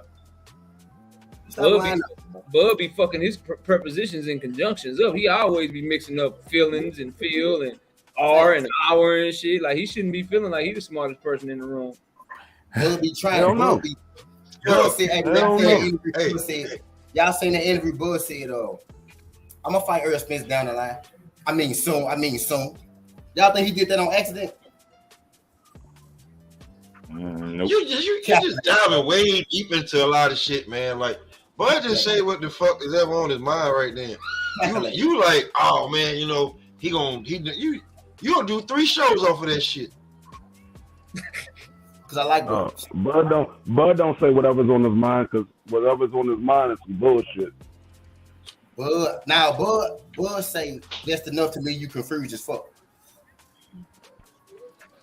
I ain't fucking with See, I was trying to take up for him. See, I was like, he misspoke and then he just corrected himself. But now you got me thinking that he did this shit on purpose. I thought he just misspoke. He did, bro. No, he did do it on purpose. Oh man, come on. Y'all think he just didn't misspeak? No, he did, but he called himself. Y'all know what Bud called himself? The Riddler. Bud literally called himself the Riddler, bro. Y'all remember he said that shit? He called himself the Puppet Master. The Puppet Master, that's what it was, yeah. The Puppet Master. He called himself the Puppet Master. You know what the Puppet Master is? So y'all think a man that confused Phil F-I-L-L with Phil F-E-E-L and R-A-R-E with R-O-U-R is the same person that's smart enough to do all that shit, bro. Like, I don't believe it. I think he just misspoke, bro. Floyd can't read. No, he didn't come up with that. Somebody else came up with that for him. You gotta bro, smart. You could be smart at what you're focused on. Bro, a nigga that can't read. A nigga that can't read, bro, he could do a lot of other stuff great because he got to make up for that. Yeah, but somebody right for Floyd, man. Understand, bro. Understand. Damn, so I gotta take my video down. I was taking up for Bud. I said he just misspoke, bro. Bro, Bud's too smart for that. He too smart to misspoke on some shit that he really didn't. No. You remember what Bud said? Remember what Bud said when Earl said, "I'm gonna fight Sean Porter because I gotta make those are the easy fights on my side." He said, "You smart, but you ain't that smart." You know, you smart, but you ain't that smart. Yeah, I remember that. I remember saying that. Yeah, Bud be fucking with people, making you think he's gonna. That's what the niggas in Nebraska do. They do shit to make you think they're gonna do shit. They like conniving motherfuckers. Yeah, like she said, they conniving motherfuckers. They make you think they going one way when they really going another way. Damn, that's called a Kansas City shuffle. But anyway, they make you think they make you think they going one way when they going another way. That's called a Kansas City shuffle. You can't slick a can of oil. He ain't fighting that man. You can't slick a can of oil, bro. Damn, bro. So I gotta give up my hope. I thought we was getting I've been told y'all, nigga, that fight ain't happening.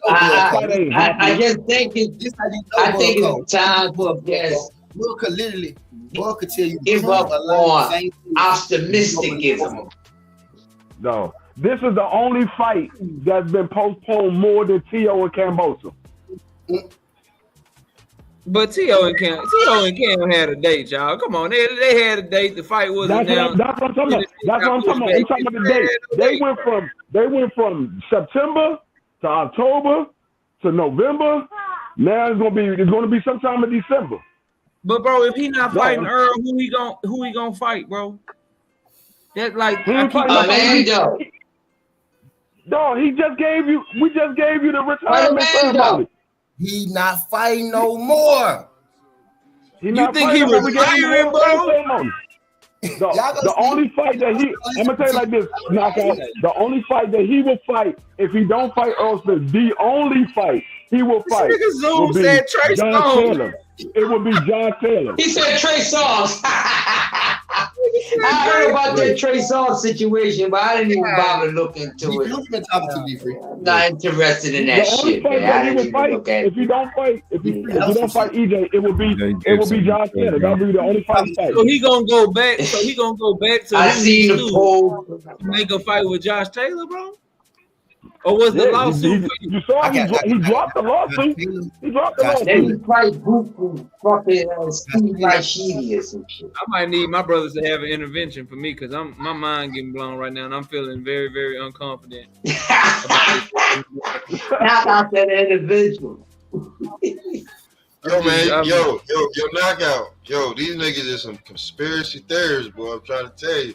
Right. These niggas like I was about AJ and Fury not happening, huh? Conspiracy, you right. I don't know. You said what? I ain't say nothing. Hey, listen, man. I ain't say nothing about that shit. Yeah, that's what talk for back and forth. We talking about what y'all got off the niggas saying, misplacing some words. Y'all niggas said, Bud know what he was doing. This. And this.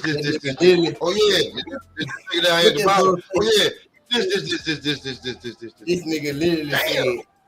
nigga literally said down the line. I mean, soon. then he had to correct it if you really meant this. I mean, come on, bro. Come on.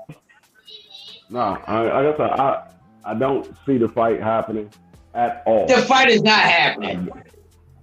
I've been saying that. I told people that. Not December. Like, sorry, like January. It's not happening. The fight is not happening. Get over it. It's not happening. I don't give a fuck about that. You think the fight gonna happen, Just Do? Hey, I'm be real with you. The only reason why everybody was saying November 19th is because there's only one venue and one date available. So people just assumed that it was going to be November 19th. That's the only reason why people been coming out here saying November 19th. There's only one venue and one date available. That's it. I'm gonna tell y'all right now. So people just assume. If I see this goddamn PBC fall card and Errol Spence versus Bud Crawford is not on it, Papa's gonna be mad as shit at me because I'm gonna do a Bud Crawford ain't shit ceremony. I'm gonna do a whole ceremony about how Bud Crawford ain't shit. Now you know for you got to think about it.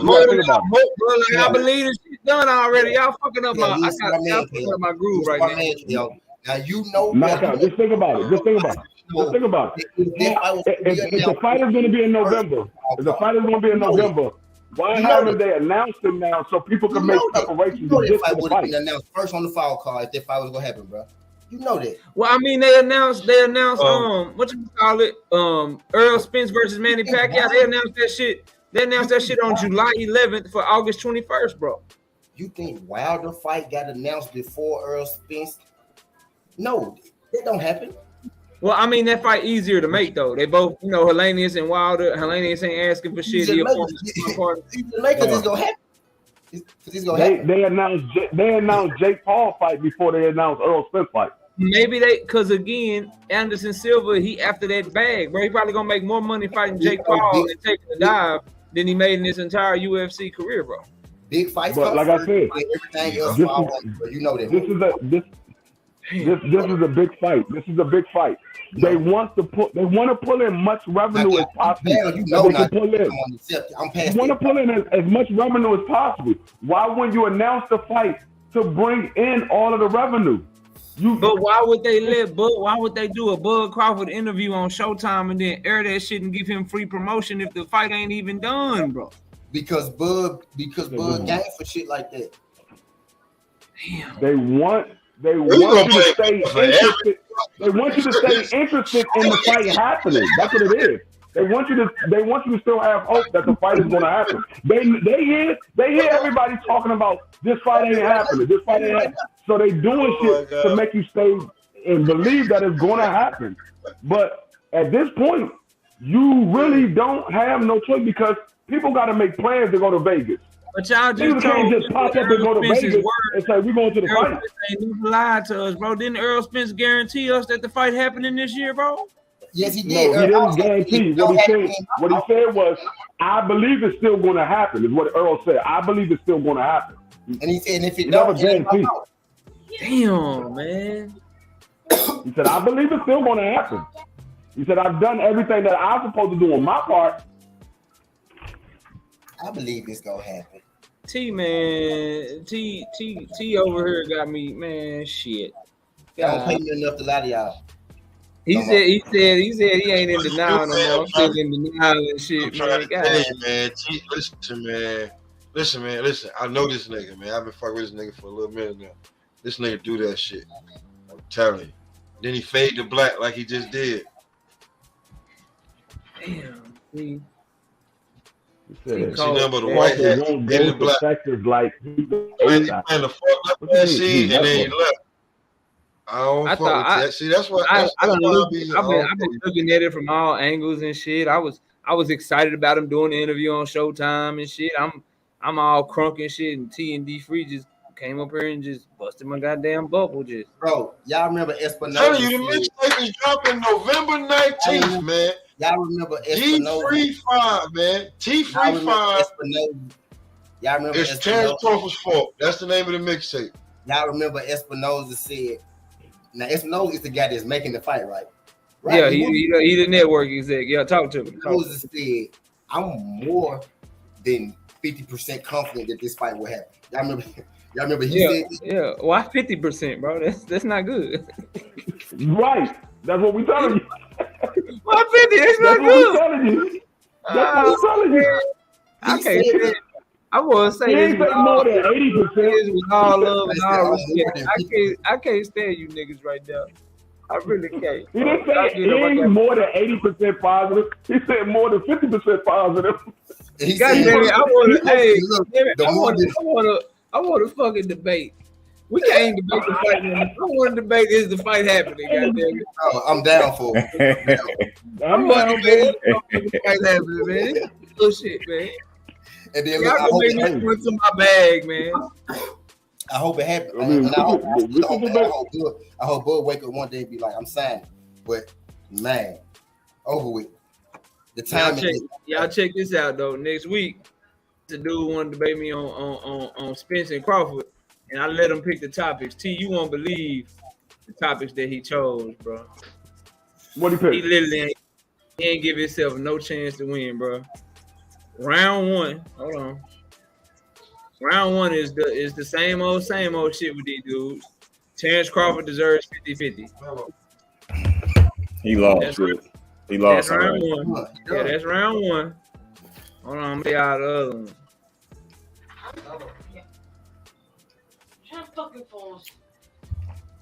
One second. I don't even know what else there is, but it sounds like a 3-0 to me. Yeah, he said it so, and he picked this shit, bro. From the he rip. called me out. He picked this shit.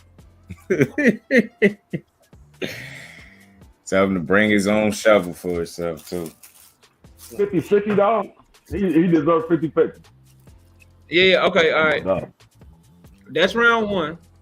Round two, who is the biggest reason for this fight not happening? Who is the biggest reason for the fight actually happening if it happens? And then round three is who wins the fight and why, bro. Okay, the second round should be fun. It should be fun. I mean, yeah. A bonus round should be who gonna win this debate and why and how many rounds. 3-0. Damn. I mean, round one. I could do him so bad in round one that after that nobody listens to what he says for the rest of the fucking debate. That's what I'm about to say. After round one, after round one is how can you come back from that? Why would you put that one first? It should have been last. I don't know, bro. And even the round two and round three shit, I want to defend Bud against somebody. Tell somebody I want to argue. Well, we have round two. I got you. That shit fun. That shit fun when you go in not really believing the shit, bro. Like that Loma shit, man. That shit was fun, bro. I ain't gonna lie to you. That shit make you really, you know what I'm saying, step your game up and shit. Yeah, I want to do that. That shit fun, dog. Yeah. Who going on? Ain't somebody going tonight? Yeah, I'm about to get ready to. I just chopping it up with y'all shit, but yeah, BFTB versus Everything Boxing. Oh yeah. Crush gonna judge it and Get the Smoke gonna judge it and OT gonna moderate with me. Get this smoke from his hell. That boy, he couldn't handle that. That's gonna be crazy, man. That's gonna be crazy. I can't wait to hear you know him. what? Now, Judging. I can't. I like the topic. I'm glad you do. It's gonna be something else because of the topic, because it's about Hall of Fame. So you know, some people feel as though what AB has done, he can be in the Hall of Fame, and some people feel as though he hasn't done anything to be in the Hall of Fame. So it's gonna be interesting. I think it's gonna come down to who has the best argument. So we should see, man. I understand what you're saying. I was arguing whoever thinks AB hasn't done enough to be in the Hall of Fame, I don't know what the hell boxing y'all been watching. Shit, the homie Keith is arguing just that, bro. And a lot of people felt like, you know what I'm saying, T went in his situation where like ain't no way you can defend CHARLO in this situation. But he came out that bitch like a soldier. So shit. I don't understand why y'all think they're so hard to defend. I'm like, how people think that? Like, nah, a lot of people did, bro. A lot of people. But I mean, if you really, it's clear like with the same conversation. I can. That's simple. I tell you what, I tell you right now, if I was arguing AB going to the Hall of Fame, I'd 3-0 that debate against whoever, bro. Because I studied for it because money was supposed to do it, but he had some family shit. So I studied for it, and I was gonna do it with Key last week, but he had something come up. So I studied for it, and I was ready to do that debate, bro. That shit is no brainer, like real shit. If you really like look into the shit, that's easy, bro. Yep. In my opinion, that's easy work. You talking about easy work for Adrian Broner to go to the Hall of Fame? Yeah. Yeah, it is. It's easy work. It's hard work to defend him not going to the Hall of Fame. Because the only debatable round, in my opinion, is round 1, where they got to talk about what's the biggest reason he didn't reach his potential. BF got to argue it's because of his mental health issues, and ETB gonna argue it's because of his discipline. Now that's the toss up round. Yeah, that's a good one. That's a hell of a one. Round 2 and round 3, they really not debatable to me. Round 2 is Adrian Broner's accolades and resume Hall of Fame worthy. That's round 2. And then round 3 is how will Adrian Broner be remembered? BFTB gonna argue he'll be remembered as a Hall of Famer, and then Key gonna argue he'll be remembered as a waste of talent. To me, right? Interesting. That's not. Can you be so good that you're a Hall of Famer and a waste of talent? Hey man, you're a special fighter, huh? Can you be so good that you're a Hall of Famer and you didn't reach your you didn't hit your? Just think, I get you. I get where you're going. That's crazy. You're a hell of a fighter when you think of it that way. Listen, the way I was, and I don't think they listening because they prepping, but that round 3, the way I would do it, like I would just bring up some fighters that maybe had checkered past, maybe had discipline issues, maybe they popped dirty for PEDs and steroids. But guess what we say about all of them today? Goddamn Hall of Fame fighters. Don't nobody bring that shit up no more. Don't nobody bring that shit up no more. You know what I'm saying? And so I just can't wait to see how they argue the shit, bro. A lot of people, there's a lot of people to this day that don't know that Roy Jones popped dirty, don't know that Evander Holyfield popped dirty. There's a lot of people that don't know those guys popped dirty. Marvin Hagler. So we know because we die-hard boxing fans, but a lot of the casuals don't know them for them popping dirty. Shit, when people talk about Mike Tyson, they don't talk about his rape case. They don't talk about him doing cocaine before the fights and shit. They don't talk about that shit. They talk about he was the most feared heavyweight, the hardest heavyweight ever, Hall of Famer Mike Tyson. Like shit, like all right, bro. Like I said, bro. If it was me, that shit be. You wouldn't be able to come back from it, bro. If I was doing that shit, so I can't wait to see what they come with, bro. And I'm real consistent. People always tell me these fighters these days can't measure fighters back then. I be like, my favorite fighters, clean fighters. Can you say the same thing? Bud ain't never been caught for shit. Earl ain't been caught for shit. None of my niggas been wild. Ain't been caught for shit. Your fighter, on the other hand, can he fuck with my fighter clean, or is he just a juice head? Big fact. Yeah, big fact. And I appreciate that. Thank you for the compliment. Just put in work. Just trying to put in work. You know, just trying to study and work hard at this shit, man. Just like my brother Justin. Trying to put it in, trying to get it in, dog.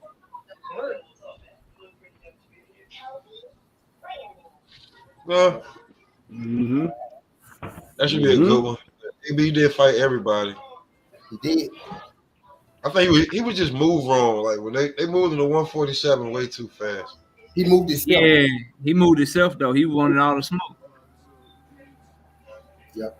Yeah, that's what I'm saying. Somebody supposed to tell your ass, nah, hold up, homeboy. Ain't what few of them you can beat just yet. Only one on, yeah, but you might want to stick to 140 for a while. Yeah, get that shit, rein at that shit. Let your body get used to being bigger and shit. I still think my daughter. He back with Kevin Cunningham, right? I don't know if y'all saw that. He back with Cunningham, and that's when he looked like one of his best versions of himself. So I don't know if he's gonna quit on Cunningham or if he's gonna stay with him, but he is back training with Kevin Cunningham. Florida exposed my daughter cheated too. That's a fact. Shit, right? Them gloves and shit. Yeah, that's a fact, bro. Florida exposed this. The phone holder out of the kitchen. I don't think he should have fought Maidana, to be truly honest with you. When I seen the size of that motherfucker. Maidana had on regular gloves. Yeah, that too, but like I'm just saying, bro, I don't think he was ready to go to one fight. I think he had like maybe another year. AB got knocked down. He ain't get stopped. Got knocked down twice. Understand what I said? It sounded real simple, but look, this is what I said. He got knocked down twice. He never got stopped. That mean he had something for your ass when you came in trying to stop him. You know what I mean? Because he had something for his ass the whole fight. He was actually like winning the round. He was making his comeback from the first knockdown when he got knocked down. Appreciate y'all, bro. I'm gonna hop off. Y'all will be over there. We gonna be over there. He was making his comeback from the knockdown when he got knocked down the second time. Yeah. That's a fact. I mean, even Adrian Broner said it himself. He should have never went to 147. He should have stayed at 140.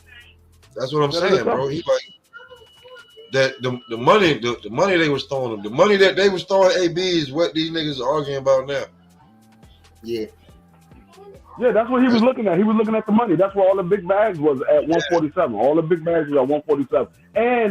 And he was chasing Floyd Mayweather. He wanted to get that fight with Floyd.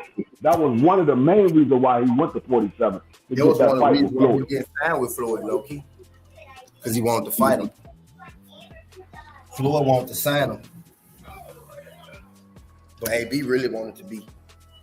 He wanted to be Floyd like equal or better than him, not his. Not signed. Yeah, he wanted to be Floyd. He wanted to be Floyd. But in order for him to be Floyd, he had to fight Floyd and dethrone Floyd. Yeah, that was the only way he can beat Floyd and take Floyd's position. When AB was AB, I used to tell my homies, that's gonna be the dude that beat Floyd. I used to tell them folks that, no cap. I used to tell them folks that. I never went that far. I did. I never went that far. I think Booster beat Earl. Man, I just you know, it just how it goes sometimes. If Earl don't fight Boots next year, it's over with for him. You already know, knockout. Appreciate you, bro. It's gonna be a good one then, man. They got a nice topic there going on. Yeah, she always fooling y'all. So, and I gotta live with her. So just think about it. Oh, dude, her nutty ass. She's a nut. Silly. Yeah, that shit gonna be crazy tonight. BF and Kia. That's gonna be crazy. Both of these motherfuckers be on top of their shit. But the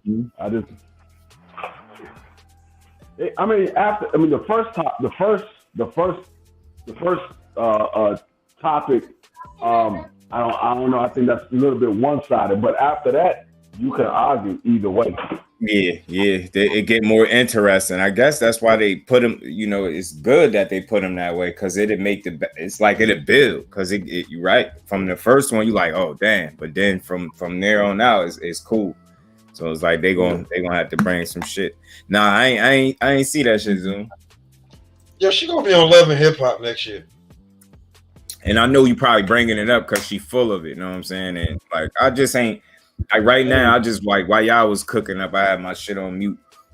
I see somebody else baby mom out and them like and trying to like. I'm just like, yo, come on, man. Like she sounds salty. I don't. Nobody believe that shit. She's saying I heard I'm just like, damn, what? The internet don't solve your problems because they don't care. Like I wish people understand that. Boy, that shit is gonna be the next like laugh.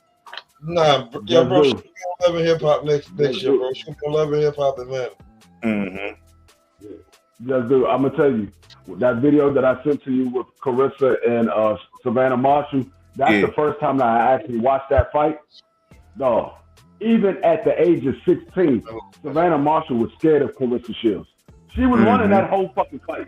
She was running that whole fucking fight. She had stepped in a couple of times and then Claressa hit her with a combination, and then it was one round. I can't remember what round it was. I think it was either the second or third round. You watch Claressa land way more shots than Savannah, and then somebody zoomed in into the judges' point system, and they had Savannah up 7-4. I'm like, what the fuck was they looking at? That's what I'm saying. That's why they got that. That's why they. You gonna say you got to get that footage. Yeah, I'm about to repost that somewhere and share it or something, man. They trying to silence. They don't want on to see YouTube. that. The joint that I sent to you, somebody got it posted on YouTube. Somebody got it Sky posted on Sports. YouTube. Sky Sports try to pull some other footage, just some more of it. But you know, like I said, people have it in multiple places. You can't get them all. You just not gonna get everybody. You're not. I don't want nobody to see it because I said people see that shit. They can't pull that one because it looks like whoever was videotaping that fight, that's their own personal video. It looks like that's their own personal video. So it's yeah, not see, like right there at the see what I'm saying? side. See what I'm saying? So they Not can. right Somebody was like, probably just on it. Right, you can tell that they were sitting up in the bleachers recording the fight. You can literally tell that they were sitting up in the bleachers. Yeah. Hold on, wait, man. Hold on, wait, son, wait. Yeah, Sky Sports pulled that shit, Zoom. Yo, when was the fight? Nah, the amateur fight. Oh, the amateur fight? Yeah, when Savannah got a gift. That's what that video is gonna show you. The 1D free scene, I ain't see it put together all like that. I seen other clips of that shit like that. So the Sky Sports footage, I ain't even checked for that. Like, you know, I already knew about it before they even. I ain't know they had some footage already out, but they try to pull it. And I feel like they doing that because you gotta think, you got real people that's gonna watch that shit. And you know everybody got Instagram, they're gonna be writing her comments on her ass. Like, you ain't win that motherfucking fight. It might sway some of her own fans to look at shit different, unless you just delusional. And if you one of them, then cool. But she didn't win that fight. That's what I'm saying. That's what I'm saying. The dude that beat Floyd tell you. I think that video was like 9 minutes of change. I watched the whole fucking fight. Yeah, like 9 minutes, almost 10 minutes. It's like 9:55.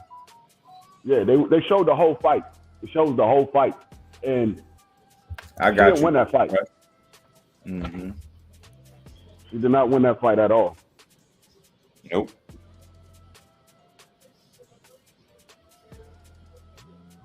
Yeah, this shit crazy out here. And that's why I said, man, it's history. They're gonna try to repeat history again. You know how I found it? How I found it was I typed in Savannah Marshall name, and I was just going on YouTube, and I was just going through to look at her fight. And that was like the second video. It was Savannah Marshall, first fight. Savannah Marshall, first fight against Claressa Shields. That's what it says. Savannah Marshall, first fight against Claressa Shields, 2012 Olympics. Yeah. Tell me, man. Yo, Top Rank putting on this fight?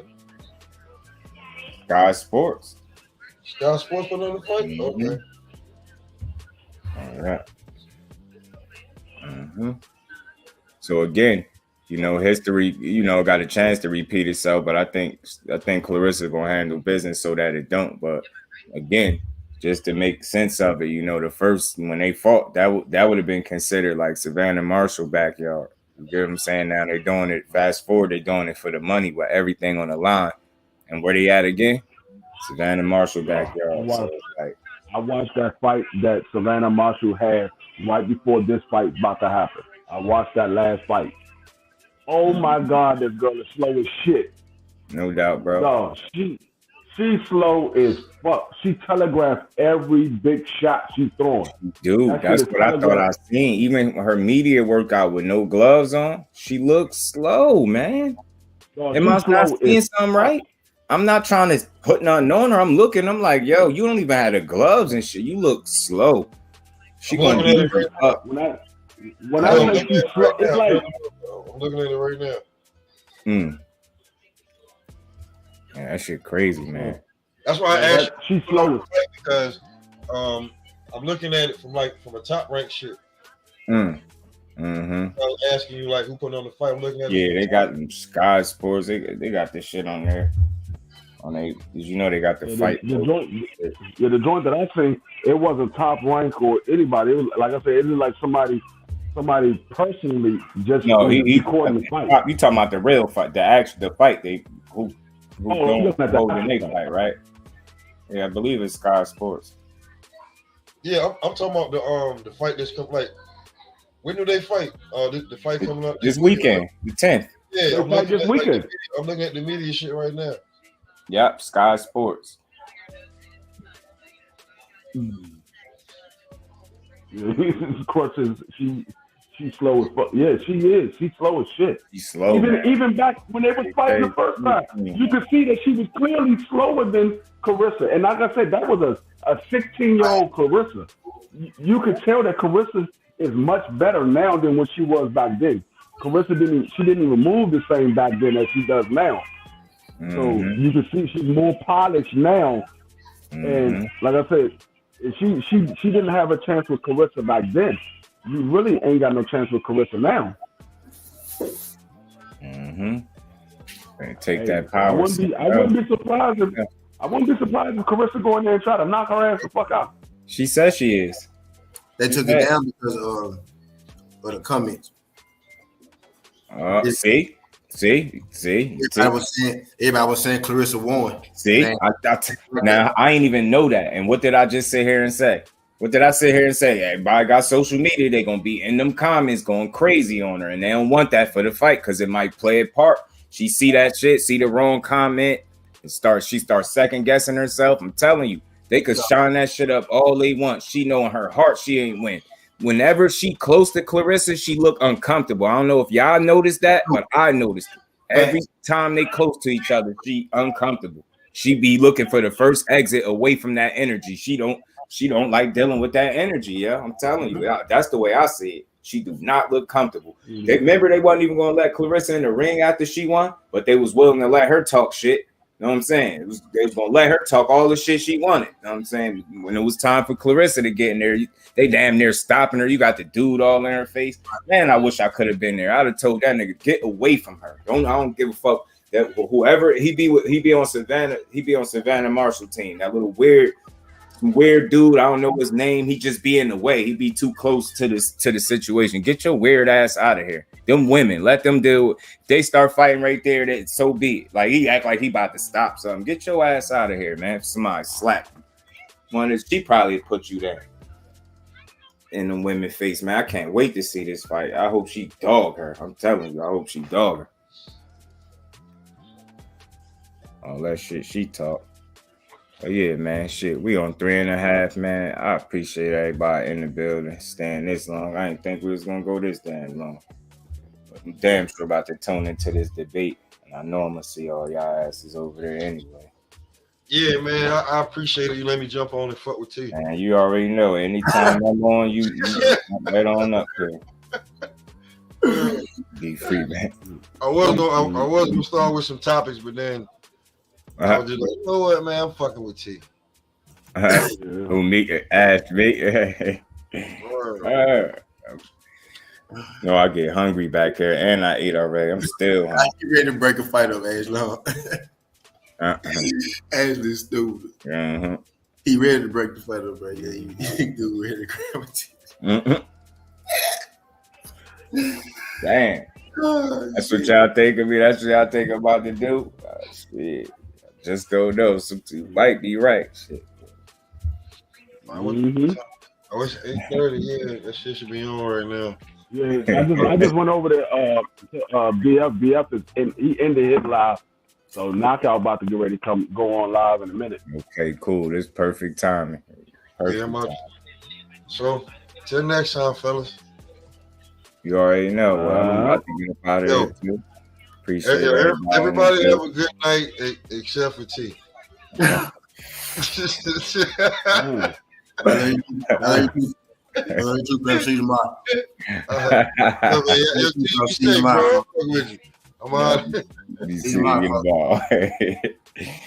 smash that like button on the way out. Appreciate everybody in the building. That's all I got for this one. To the next one, I'm out. Peace. All right, peace.